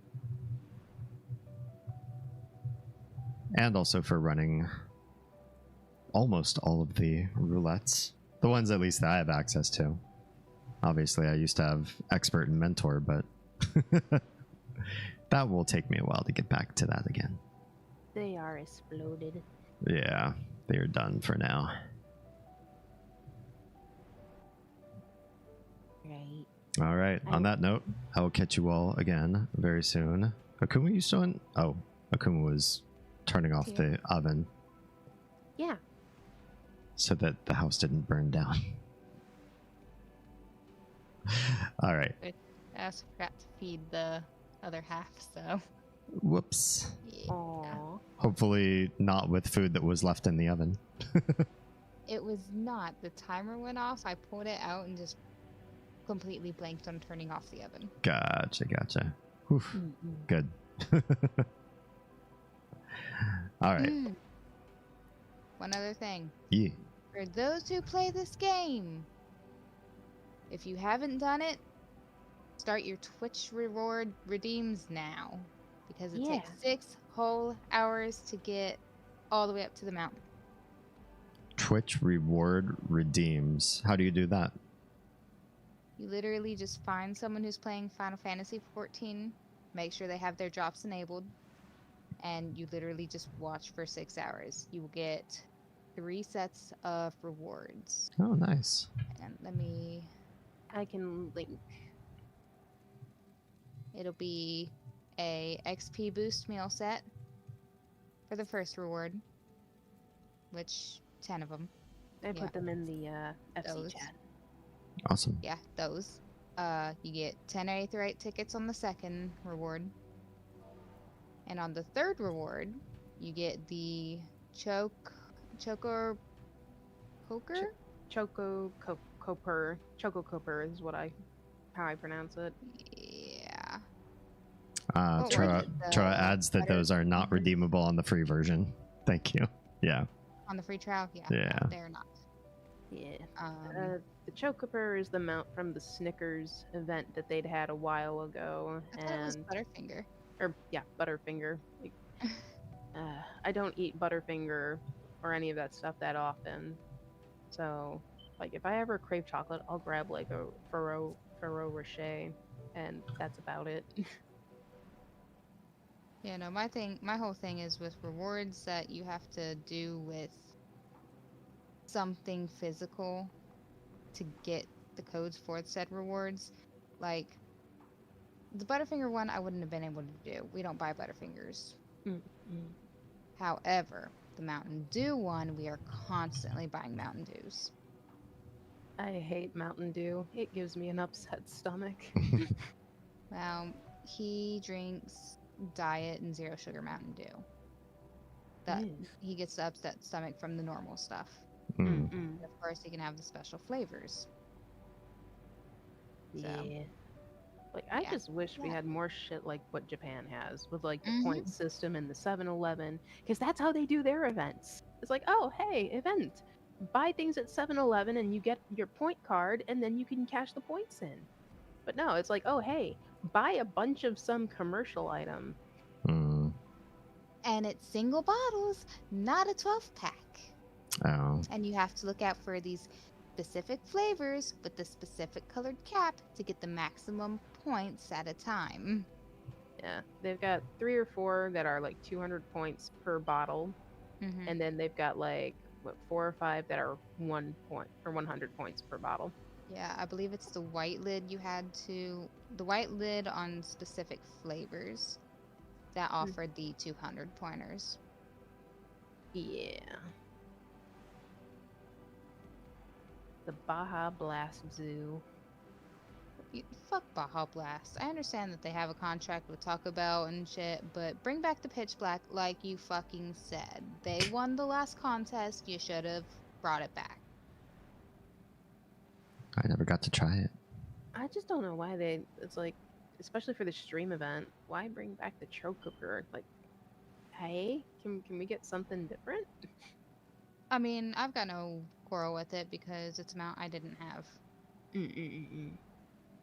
So, actually, let me go look at that. Because I know I used it. It's adorable. It's a chocolate. That makes me happy because I is a chocolate person. Yeah. It's like, back when that shit came out, I was like, I had a friend get on and like, hey, you got chocolate, I got matcha. Like the original core Capur.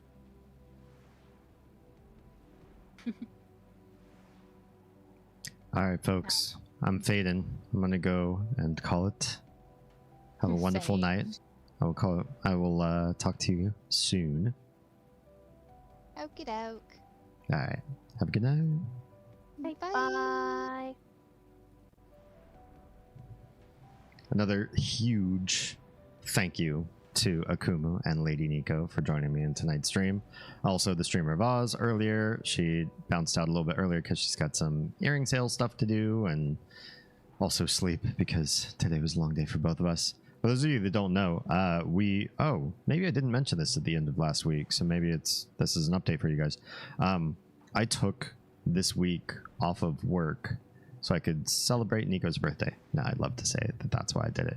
I took this week off of work so that we could potty train the tiny because we have some crazy budget constraints through the next couple months, and a large part of that could really be alleviated if we didn't have to keep spending in diapers. And I'd love to say that we're doing this strictly because we want her to hurry up and not have to have diapers anymore and feel the confidence of using the potty and all that sort of stuff.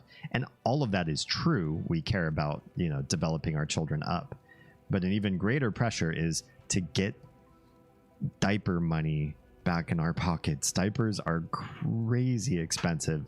I don't care how much toilet paper they use, it can't add up to how much diapers cost. Diapers are just insane. I almost even considered putting up diaper donation goals. Oh, I don't have a donation goal up on this one, do I? Oh well, that was my loss and your gain. Usually lives right about there. That's the current donor goal. Which updates in 11 days. So you'll see in 11 days that number should change. Diapers do be expensive. It's crazy. It's crazy. It's going well so far. It really does require 2 parents for us. For some reason, our children are really good at ignoring Oz and giving her a really hard time, and just with both of them being younger than school age, there's just so much. It's gone a lot smoother because I took the time off. I know people do this all the time in many households with just one parent doing it. So yes, we probably could have done it too, but this really worked out pretty well. I don't mind using part of my annual vacation hours or whatever to hit a big milestone with this kid, and I've gotten a lot of bonding time with her specifically. When we ask her who does she want to help her you know, go do the bathroom routine, she almost always picks me, which is cool. And that doesn't last forever, right? So enjoy family and kids and stuff when and where you can, because at some point you're going to be lame and they're not going to want the same kind of attention and approval from you. So I'm just trying to take that all in and not like go, oh, woe is me, I'm missing out on, you know, having a real vacation with my vacation time. This to me is an investment in something big, and it will mean that we'll have a little bit cleaner finances for the next couple months. So yeah, thank you all for the stream. If you are watching on YouTube and Kick, thank you. We're going to say goodnight to you guys first, and then Twitch, we're going to send you off on a raid. If you haven't made a Kick profile yet, please do. Add me there. Follow me there. Kick.com/Damien Halme. You'll need to watch me there, although apparently my watch hours are increasing, despite what I say every week. So if you do watch me on Kick, thanks for that. But where I would love the watch hours is on YouTube. Kick, I'm just farming for followers so that we can get to affiliate there at some point. I think with the growth rate that we're having, we could see that in 2024, maybe 2025, affiliated with Kick. And YouTube partnership, so far it's slated for the end of 2024. It's looking pretty good. The watch hours have definitely been increasing. You guys have been doing crazy amount of work in the last couple months. I know, like, by work, I mean you open up a browser tab, you put on a playlist, you watch me at youtube.com/Damien Halme, and you're making it work, and it's free except for whatever electricity it costs you to use your computer, a browser tab, or a phone.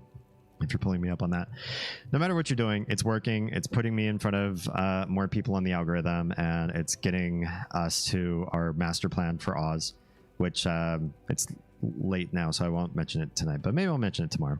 The whole master plan thing. Those of you who have been with me for a while, you fledglings and ghosts, you already know, but periodically I like to say it again. So thank you for all of that. The watch hours have been definitely growing like crazy. Kind of seem to make these pictures look right. Have you looked up a tutorial? JPEG looks better than the raw. What the heck? How is that possible? All right, YouTube, Kick, I love your faces. I'll catch you all again tomorrow for Earthbound. For those of you that are watching me new, I stream Wednesdays, Thursdays, Fridays, Saturdays, 10 p.m. Eastern, 7 p.m. Pacific for 4 hours per stream. Each stream night is something different, so don't miss a night because you'll always get something cool. And we always do deep conversations pretty much on every stream now. You never know what you're going to get, so hang out for it all, because that's how you know when, or that's the only way you'll know that you're not missing the good stuff. All right, Kick, YouTube, have a good night. And if you're safe, fed, and loved, make sure someone out there is too, please.